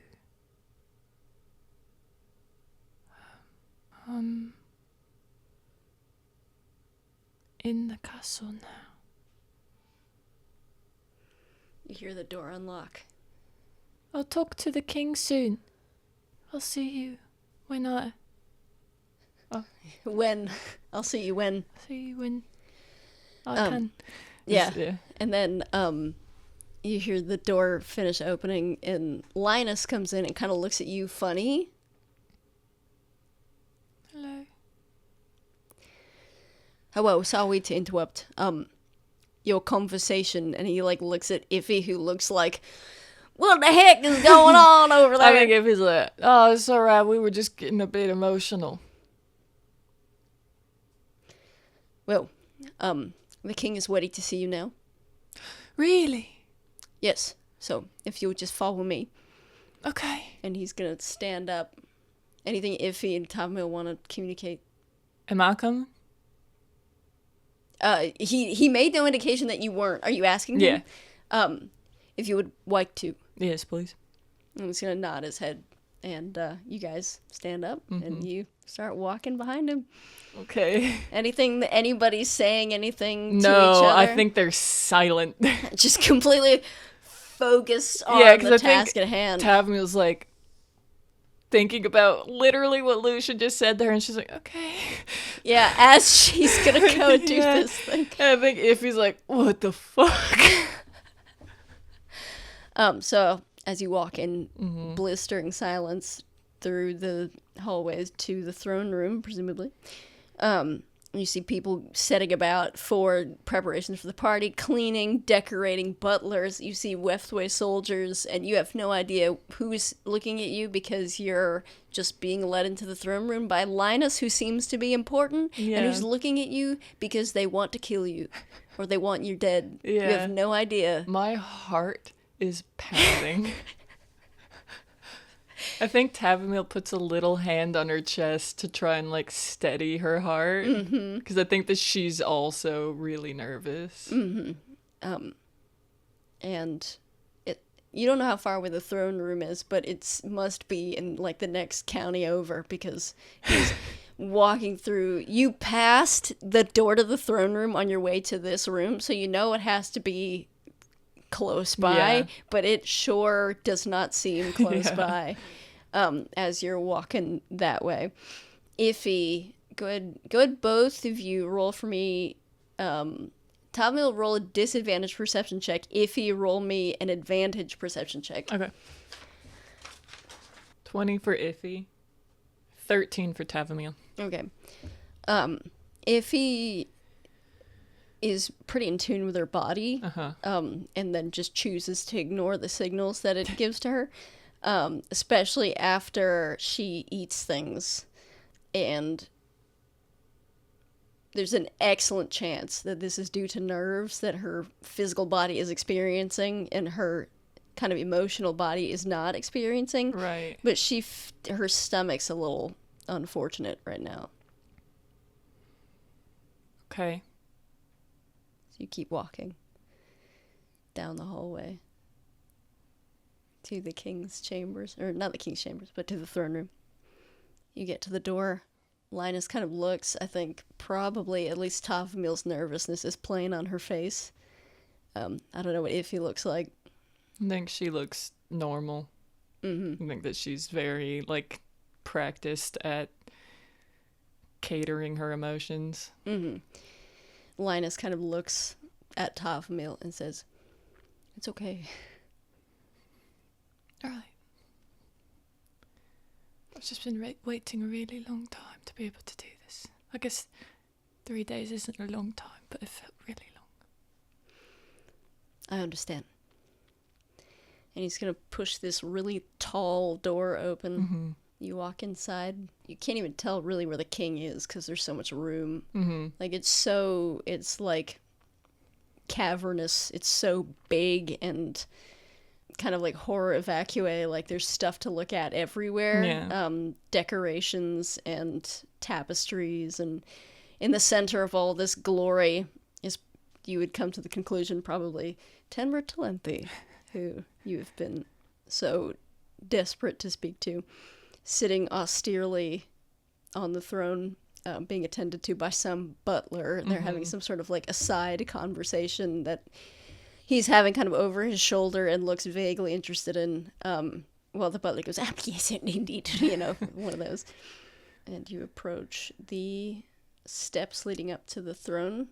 You see that the moment you make any kind of distance towards the king, he immediately stops the conversation and clocks you. And you note the recognition on his face. You can tell that he's seeing someone that he has seen before. And Linus, when you get to some like invisible line that must be clear only to people who do this for a living, Linus stops and kneels and motions for you two to kneel as well. I think Iffy does immediately, and then I think Tavumile looks and she's like, kind of realizes and like does it as well. And I feel like Iffy's looks like Linus's, and I think that Tavumile's looks clumsy and bad. Mm-hmm. And you hear Linus say, Your Highness, I present to you Tavumile Fenra and Ifwasin Bamwe. You see the king kind of, when, are you looking, well, I guess he'd be looking down while he says it. You see the ground, and as he says that, you hear the king say, Rise. I do. Yeah. Linus looks like this is Tuesday, and you two are like, Should we levitate? Should we float into the air? Rise into the air. Yeah, and Tenbra looks at Tavumile and says, I don't know why they're sending you all to the police station. Oh, I didn't know either. Linus looks at you as though to be like, shut up. Like he like gives you like a hand thing. Oh, I'm sorry. The king, he looks very like, you know, when you smell a fart and you're trying to be like, that's a fart. Like, he looks like we've all passed through an awkward moment of impropriety. And he says, I told them I would know you when I saw you. It's been a few years, has it not? Linus kind of does like a, no, you can talk. Yes. 2 years. I'm pleased to see that you're safe. I understand that you have something you wish to speak to me about. Yes. He's going to kind of like wave off Linus, who bows and kind of just disappears, and he no longer matters at all. Yeah. And he's going to look at Tavumile and say, I suppose I did say I wanted to speak to you immediately. The letter. Are you talking about that? If you roll an insight check. I think this would be lost on Tavumile. 23. He's talking about her outfit. Oh. Honey, he's talking about what you're wearing. Oh, I'm really sorry. They took my stuff at the door. I did bring a dress to wear. It was really pretty, because I didn't want to be in the news again like everyone said I was the last time. And I also brought you a present. It's alcohol. I guess they have that, so I guess you have it. I could go change in the dress if you want me to. No, that's quite all right. I'm sorry. Please don't be. It's only... It's something that some people that feel is important. Do you not think it is? He like smiles a little bit. I think that there are more things that are important than that. If you don't mind me saying, I do as well.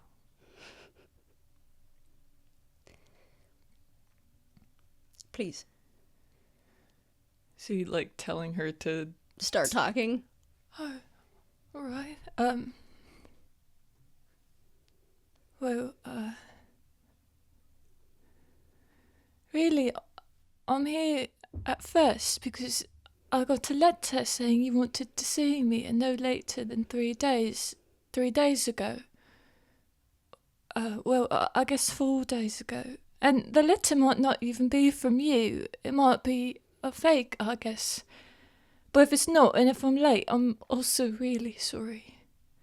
I've had a lot happen to me, which is also why I'm here. You probably know this, but my farm is the one that first got burned down. I was in town when that happened because I was trying to find the dress and that present for you to bring, so like I said, I wasn't in the news again. But my farm got burned down and everyone is looking for Lucian Valmora, saying he's the one that did it. But he's not. For I don't know anything else in the whole world, I know this. Lucian is the most kind-hearted, caring, patient person I know. I've known him since I was a child, and he's been one of the most important people in my life since he came back from helping people who got hurt in the war. He cares for anyone who gets sick or hurt where we live, and he's always cared for me and my mum. Every time I got sick or injured or lost, he was there to help me. My mum, she's been really sick for 2 years now, and he's helped take care of her every day. And he has dinner with us every night, or at least every night he can. We would always set a place for him at the table, even if we didn't think he was going to come that night, just in case. And we'd talk every day. He would always listen to me and answer all my questions, because he thinks I have something interesting to say. He was one of the only people who always did. He has had a chair in our house that me and my mum called the Lucian chair. And he'll sit there and read for hours. He'll read all these complicated medicine books to learn how to help people better. And he's always so worried about making people too cold, even though he can't help it. Lucian would never dream of hurting anyone. He would never dream of hurting us. He once thought a local girl who fell off a cliff was me. I guess we looked similar, and she had died. When he realised it wasn't, and he was done helping, all he could do was come find me and hold me to make sure I was actually okay. I know that people think it makes sense that he would do something like this because of his last name. But just because someone you're related to did something horrible doesn't mean you carry that in your heart. The world doesn't work like that. It can't work like that. So many people in the past have done horrible things. So many people that all of us are related to. That's how the world works, and we would all be horrible. Love wouldn't exist at all, but it does. I love Lucian. I'm in love with him. And he's in love with me. But it's not even just that. He is love. Every part of him, his mind and soul, is made entirely of love. And care and comfort he puts into this world. A world that's so patient but sometimes very unforgiving. He puts that into the world and gives it all so freely. I don't think he even realises that he's entirely this beautiful and lovely bundle of something everyone needs. That I need. That's not the only reason I know it wasn't him. While I was in town, I was given some kind of drug to put me to sleep, and was kidnapped by Wethway people while I was with someone named Lady Gwynth. I was brought into a tower, and a high elf named Frenthius talked to me. Some people called him Major Eucilius. He told me the story of Lucian burning down my farm, but also told me that my mum was dead. But she's not. A Wethway knight who was with me in Lady Gwynth's house came with me to the tower. They weren't actually a high elf. They wanted me to keep that a secret, and they wanted to help me escape. But they saw my mum in the tower, and later I found out that Wethway soldiers went to my house, burned it down, and kidnapped my mum. I don't know why. I understand why they might burn down a water-clary farm, but me and my mum have nothing they could want. Especially my mum. She's sick and can hardly stay up to bed long enough to eat a meal, and they have her and I just want her back. There's nothing they could possibly take from her now except life. And I'm asking you to help me stop that. And to clear Lucian's name.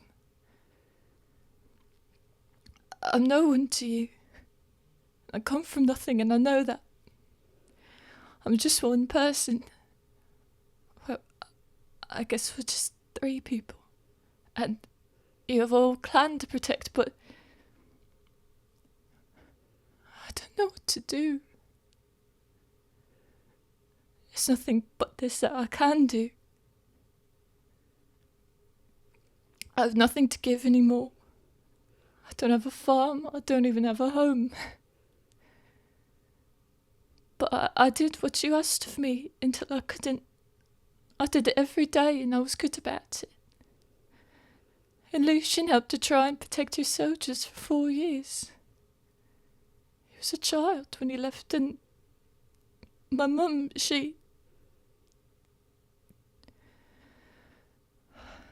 we all have mothers. We're all alive because they decided to give that life to us. She gave me my life, my brain, my breath, and my heart. She gave me everything I am. I hope you understand that feeling. Everyone deserves a mother like her, and I hope you got to experience that. If you didn't, I'm truly sorry. I'm sorry, I don't mean to cry. I talk a lot. I know this, but I've been learning to know when to stop. So, I hope I've said the right things, because all I can say now is I need your help. Please. His accusations which you level at our honoured guests and members of the treaty which protects the peace of this continent are significant. The measures you've come to request that I take on behalf of your mother and your friend are to save her and clear his name. Is this what I am to understand? Yes. Yes. I'm sure you can understand, Tavumile, that it is not so simple. You come here accusing the Wefthway clan of committing an act of terrorism, which you would like me to investigate. You've come here to request on behalf of your farm, and your mother, and your friend, that I start a war. Or that I put our nation at risk for your sake. Another farm got burned down. All people inside died. 2 farms. 2 families. Walk out these doors, Tavumile. See all the families. You tell me that you know Lucian Valmoira did not commit this crime because you love him. That's not the only reason. I've not finished. I'm sorry. Because you love him. Because he couldn't have. Because you were kidnapped. Did you see it with your own eyes? Did I see? What? Who burned down your farm? No, but I know someone who did. Who is that? An assassin. He gives a polite smile. She was hired to help. Do you know the Luckman name? I do. And she helped in this operation. I'm to understand. She was hired to, but she didn't want to help. And what cause did you have to speak with her? What cause had she to speak with you? Well, when I escaped from being kidnapped, I was pushed out of a window by one of the soldiers there, and I had the potion that helped me not get hurt. And I didn't know how to get back home. So I was trying to find people that I knew in town. And one of them was a high elf that I met earlier. And another one was a thief that I had met because he tried to rob it wasn't mine, but a carriage I was on to get into town. And she knew him and they were together. Now, I understand, Tavumile, that you've been through a lot. I know that it can be difficult to accept reality. I'm not lying. I don't mean to imply that you're lying. Do I have permission to speak? Please do. That assassin she's talking about is real. Her farm burning down, her mum being gone, this kid being blamed, and that ain't no way affect me. And how do you two know each other? We met at the orphanage that I was staying at, but that thief lives there. Just happened to cross paths. And you were there when this farm was burned down? I was not. But I also spoke to this assassin, so at least she's real. Please correct me if I'm mistaken, but in my experience, I do not know assassins to be particularly trustworthy. Yeah, well... And where is Lucian? I don't know where he is right now. Were you able to speak with him? Was he able to corroborate the story? What does corroborate mean? Did he tell you that what she said was true? Yes. But you don't know his whereabouts at the moment. No. I will not force you to tell me, although I can. You are, after all, a lengthy subject. But I want you to know that we will find him. I really don't know where he is right now. I want you to understand that there is no doubt in my mind that Lucian Valmoira is the perpetrator of this crime. Why do you think that? Shall we begin with the objective truth? Valmoira lived locally too, as a doctor, and as I'm to understand, your mother's doctor. He had a reason for being in and around the property. Another objective truth is that he's not 5 years removed from the war, as I'm sure you're aware. I don't know if he's spoken much about it, but he was a medic in the company which I commanded during the war. Yes. He's going to kind of look at Iffy. Bumry. Yes, sir. Sergeant. Yes, sir.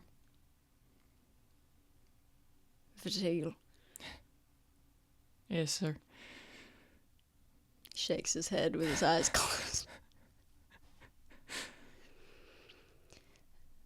Not one of mine. He, says that to Tavumile, because, of course, if he would know that she wasn't in his company. Mm-hmm. But I heard stories. Of me? Well, and I don't mean to say anything by this, but you aren't exactly the average soldier. If that ain't the truth. About made it the whole war. Me too. He says it kind of mirthlessly. Mm-hmm. Perhaps this is something that you can relate to. You can understand. In the matter of roughly a month's time, his platoon went from 25 soldiers to 4, including him. The latter years were certainly difficult, but we were sent up north to help with the Dwarven defence during the winter. And it was quite a bitter winter. He's going to motion to Iffy and say, I don't know if you... I was there. Were you? I was. Well. Tavumile. We'd spoken once or twice. Me and Valmoira. After that, you could hardly have a conversation with him. Doesn't that make sense? War is scary. And all the people he was supposed to help were dying. He didn't want them to. You said your mother was ill. Yes. Was she getting better?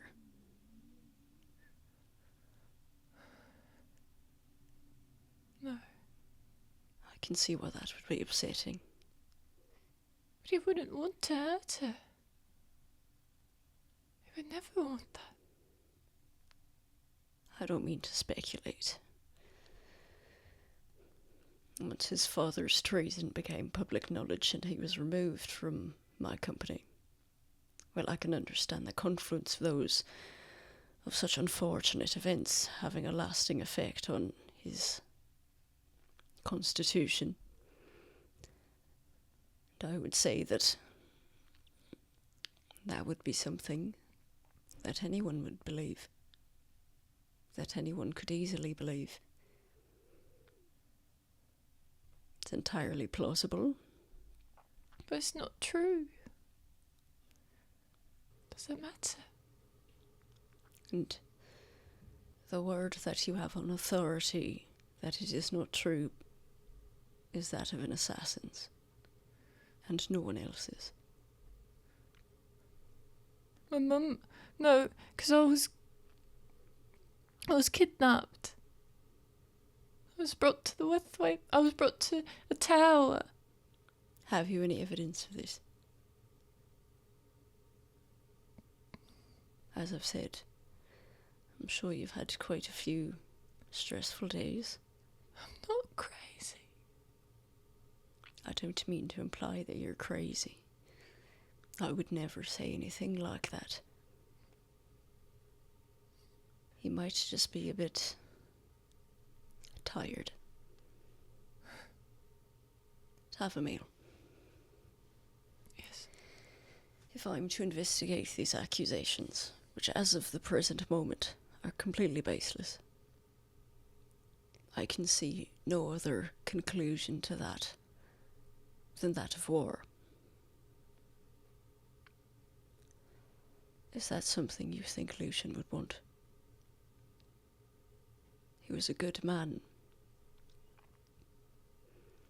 He did the right thing when it counted so many times. Can you let him disappear? The people, they're like sheep.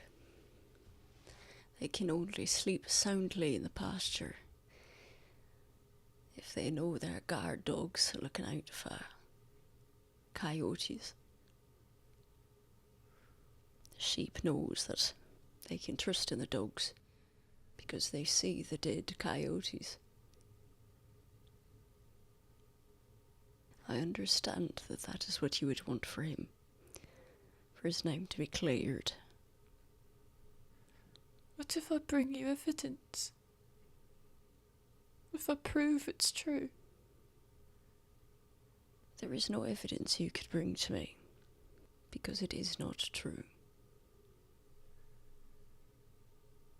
But if I did, would you believe it? Even if you did believe it, would you still blame him? You don't care. Let me rephrase. You're not interested in my personal blame. You're interested in the official blame. What do you mean? Someone must be blamed. There must be a ruling in which blame, the burden of blame, is placed on an individual. And it must be on someone. And either it is on him, and life continues, or it is on someone else. And I hope he's still got his uniform. I hope you've got yours as well. He looks at Iffy. Not allowed to serve no more. I apologize. She kind of dips her head. Tavumile, you need to come to grips with the fact that he did it. He didn't. It's not true. He must have, or I must respond. He didn't do it. It's not true. And I know it's not true, and I'm not going to believe something that's false. As I said, I will not force you to tell me. But if you know his whereabouts, it would be in his best interest for you to tell me. I don't know where he is. Do you know where he's headed off to? Oh. Do you want to roll deception? Yeah. 8.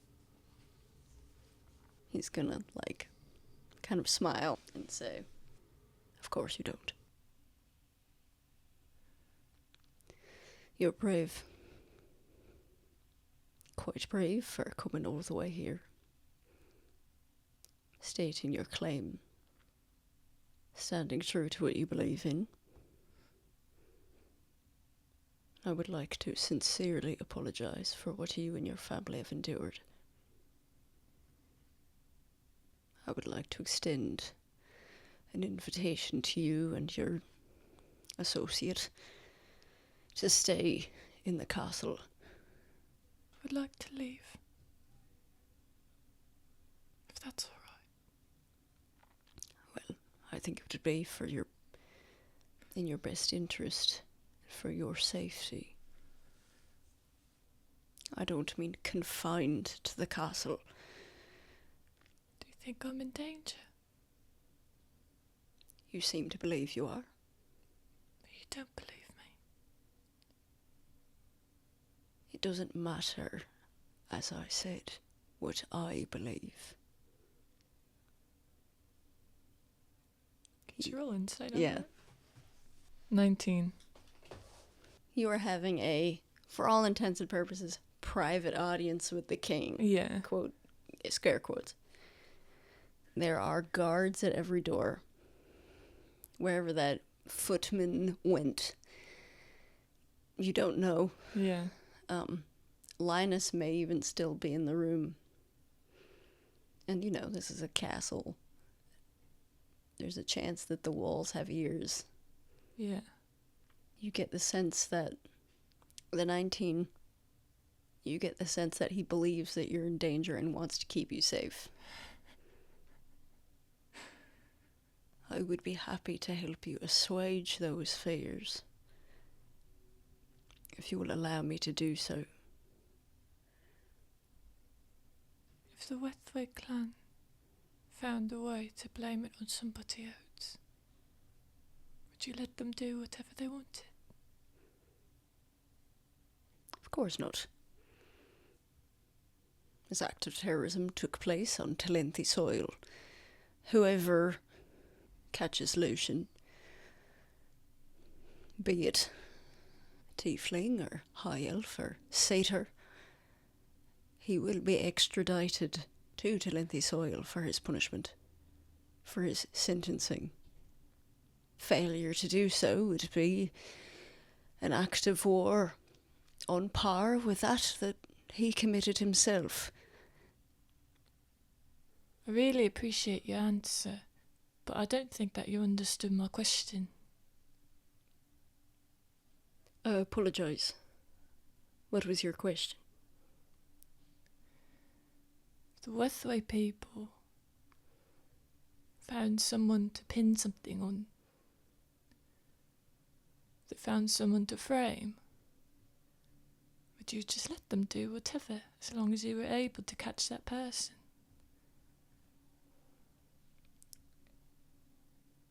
I don't follow. Lucian didn't do any of this. The Wethway people were able to make it seem like he did. They were able to make people believe that he did. They were able to do that all the time. Would you just let them do whatever they wanted on Telenthi soil? As long as they had somebody that could take the fall.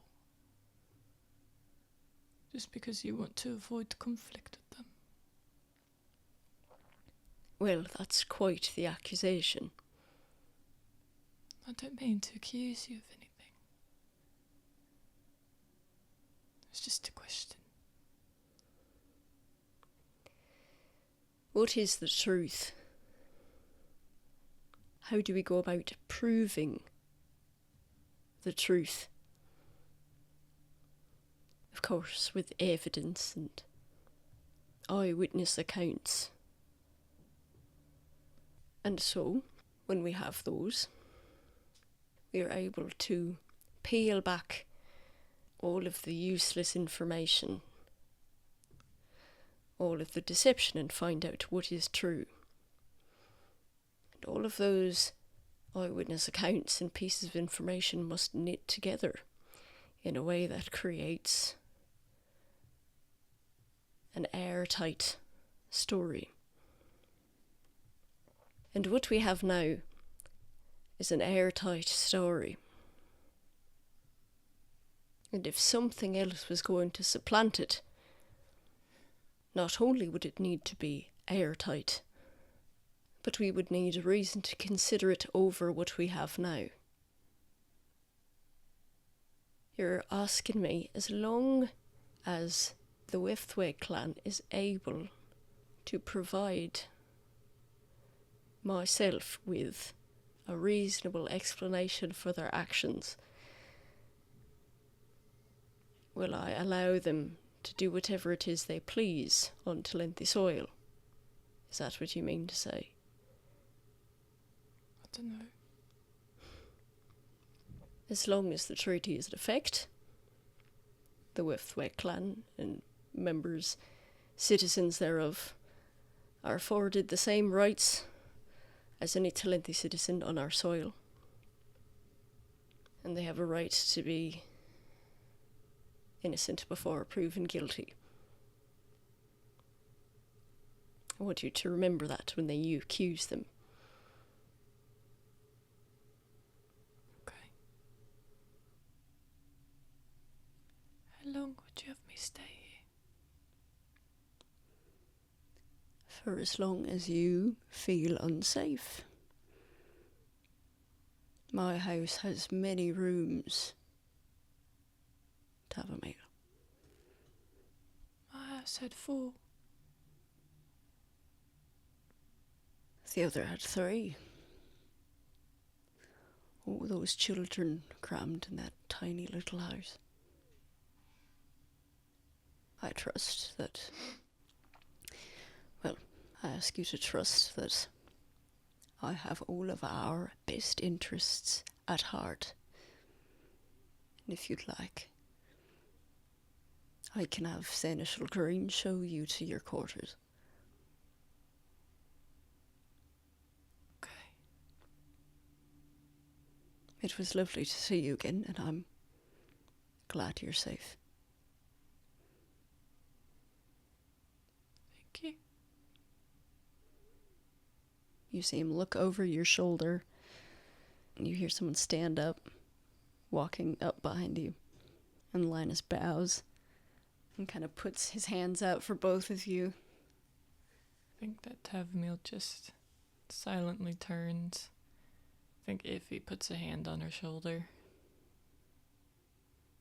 You follow Linus to this room.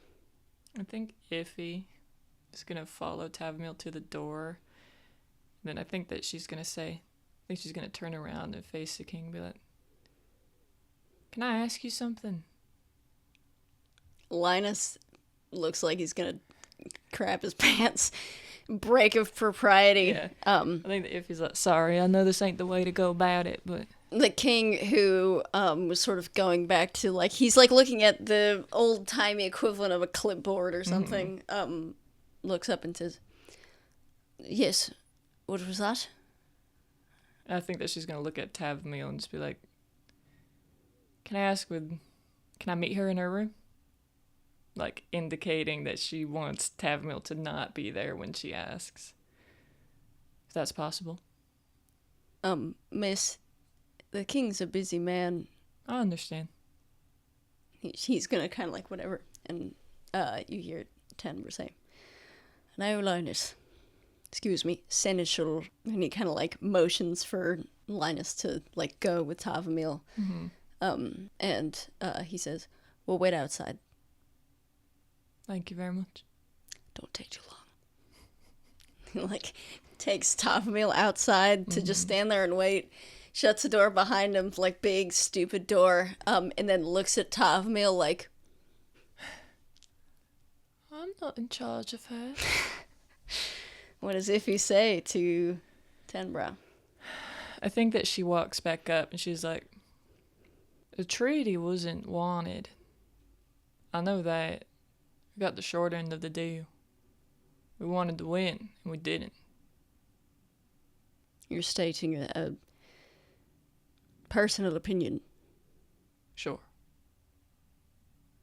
One that I feel is shared by many. At least from my experience.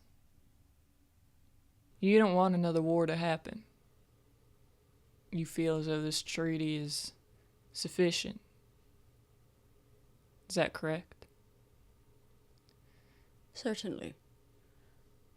I think that pigs should be protected at all costs. Surprised me to hear that others don't share my sentiment. Well, I have no opinion either way. I fought in this war. I was damn good at it. Died and lived. But, they were looking to get me out the whole time, so. The moment they found the excuse. That's irrelevant. I guess I don't expect an answer to this, but I figured I might as well ask. Why then, if we wanted peace, and that should be a shared opinion, were we growing water claries so publicly? It's a war crop. You were a medic. Yes, sir.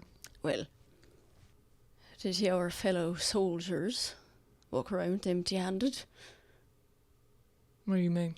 Or did they carry with them the tools of war, swords, shields, halberds, spears? Right, but we were in war. And instead of the hands of soldiers, now those spears and swords and shields hang on the wall. He looks up behind him at some grand display. Though those ones aren't particularly sharp at the moment. They could be. And anyone who walks through these public holes. Can see them. But wouldn't the Wethway take a public display of water clarity as a threat? Why should they? We're not at war. I guess for the same reason as to why we should be growing it. I mean, it is their crop after all. Have you read the treaty? I have not. I doubt many have. It is, in my understanding, of course, which is imperfect, the Withway's opinion, that they were not aided to the treaty. Of course, they did not win. Right. By water clarity. I think that if he tries really hard the not king to smile. Of course not. Anyone who would believe that is a fool. So naturally, there were no provisions made for its being grown on foreign soil. And why should there be? It did not, after all, make a difference. Right. Any further questions? I guess one last one. He looked, before he was sort of like being polite, and now he looks straight up impatient. Yeah. Are there people trying to figure out who brought Valsuit here? That's a matter of the police. If you have any questions, I suggest you direct your inquiry towards them. I am afraid to say that I'm not up to date on all their findings, with this party and Right. all. Well, glad I got to meet who I was fighting for. You've already met them. I would hope. They didn't decide to go to war. Neither did I. Thank you. She's gonna turn and leave. And that's where we're going to end this episode. Oh, man. Okay. What an action-packed episode, dude. I'm so sad. Why? Because there's nothing I can do. You don't know that.